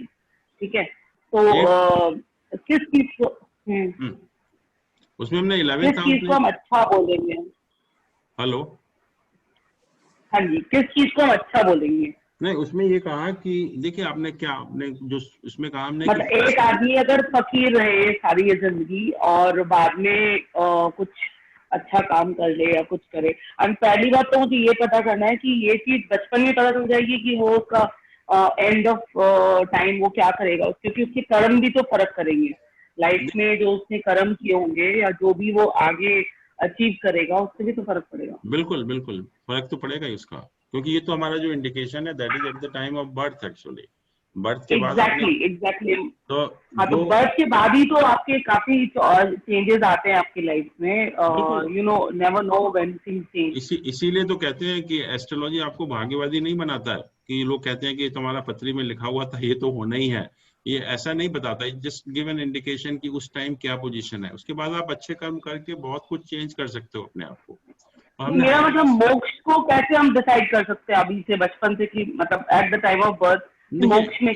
हाँ, 11th हाउस में अगर ऑलरेडी बर्थ के टाइम अच्छे पॉइंट हैं, इट मींस कि उसका इंक्लिनेशन है toward that spiritual life actually, तो उसको हम और बढ़ा सकते हैं। अगर इंक्लिनेशन है तो आप साथ के साथ ये भी कह रहे हो कि भाई उसका घर नहीं होगा या उसको मटेरियल कंफर्ट बिल्कुल नहीं मिलेगा।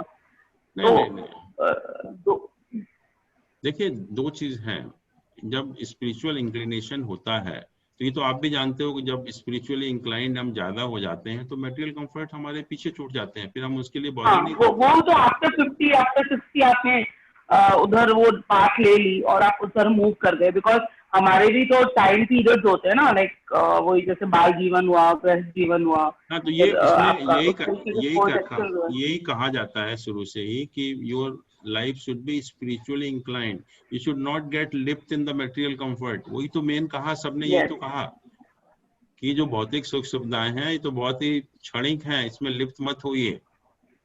And that is not the जो एक स्लाइड घर ही ना हो तो। हाँ जी, क्या कह रहे हैं आप दोबारा? रीति आप कुछ कह रहे थे? नहीं, मैं बस वो बोल रही थी, इसमें अभी जो सर ने एक स्लाइड शेयर करी थी, उस स्लाइड के अंदर it was written that it gives you wealth.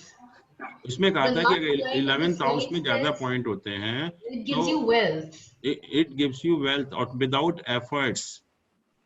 Yes, without much efforts. Yes, so isn't it contradicting? दोनों चीजें नहीं, दोनों की दोनों कॉन्ट्राडिक्टरी बात हो गई ना। कंट्राडिक्टरी कैसे हुई यार? मान लीजिए कि लेट अस टॉक कि एक suppose one spiritual Guru is there, suppose my जैसे गौतम बुद्ध थे sir, my spiritual Guru is there in Ladakh, तो उसके 11th हाउस में बहुत अच्छे पॉइंट है मान लीजिए, तो ही इज, पहली चीज तो यह कि स्पिरिचुअली इंक्लाइंड।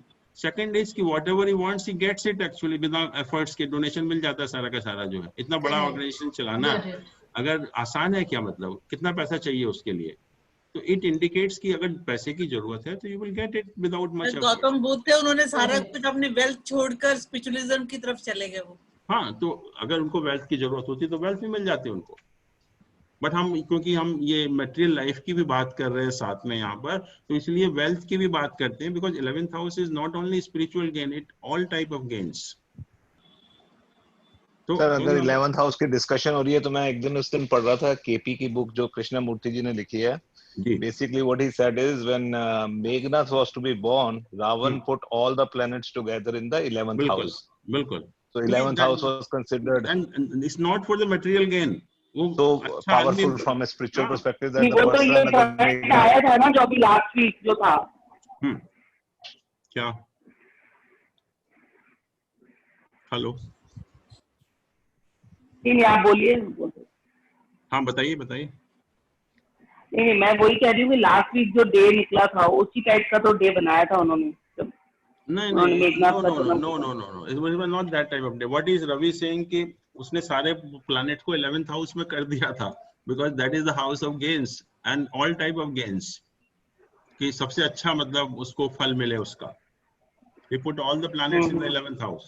जैन साहब स्टोरी आगे भी है, बहुत सारे प्लैनेट्स एक घर में वैसे उसी में वो सैटर्न ने अपना पैर बाहर निकाल दिया था, में डाल दिया। बिल्कुल उसका पैर काट दिया रावण ने। ये माइथोलॉजी है कि रावण। तो देखिए मेन पर्पस हमारा लाइफ का वही है 11th हाउस, और इसको आप वही समझिए कि कोई भी ऑर्गेनाइजेशन है उसकी बैलेंस शीट बन रही है, what ever you do during that process 1 year, but ultimate concern तो हमारा वही है कि हमने अल्टीमेट बैलेंस शीट में क्या मिला हमको। तो वही चीज यहाँ भी है, आपने जो कुछ भी किया लाइफ में कैसे भी किया, बट अल्टीमेटली क्या गेन किया आपने। और गेन की जब हम बात करते हैं तो उसको फाइनेंशियल गेन भी बोल देते हैं, क्योंकि after all we are concern with the material aspect also. और जो स्पिरिचुअल में इतना चला जाएगा उसको चाहिए नहीं है मटेरियल गेन। हाँ वही मैं कह रहा हूँ कि इसीलिए कहा भी, क्योंकि 4th हाउस से 8th हाउस है ये। त्रिसडाय हाउस ऐसे नहीं बनाया जैसे हम लग्न से 8th हाउस कहते हैं तो त्रिक हाउस है, ऐसे ही उन्होंने कहा कि दूसरे केंद्रों से भी देखो। यस।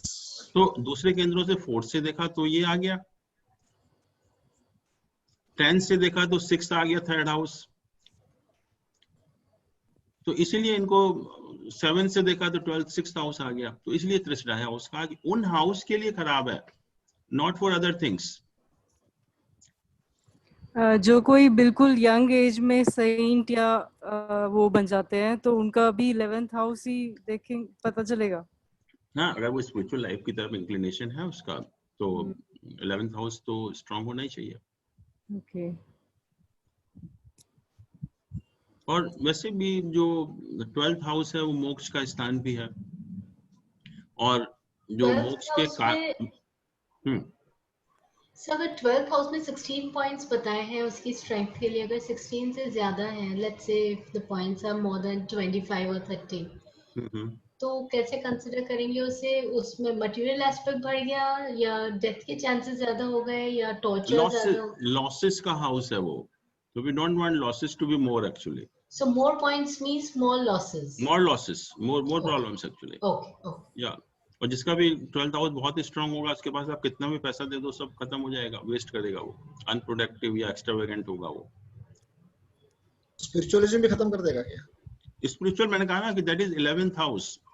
अगर ऐसे में परिवर्तन योग भी हो रहा हो, हाँ जी, अगर किसी बर्थ चार्ट में 12th हाउस में बहुत ज्यादा पॉइंट्स हैं पर परिवर्तन योग हो रहा है, परिवर्तन भले ही हो बट 12th हाउस इतना खराब है कि तो उसका कोई इफेक्ट जो भी हम हाथ में देंगे उसको वो वेस्ट कर देगा। Got it.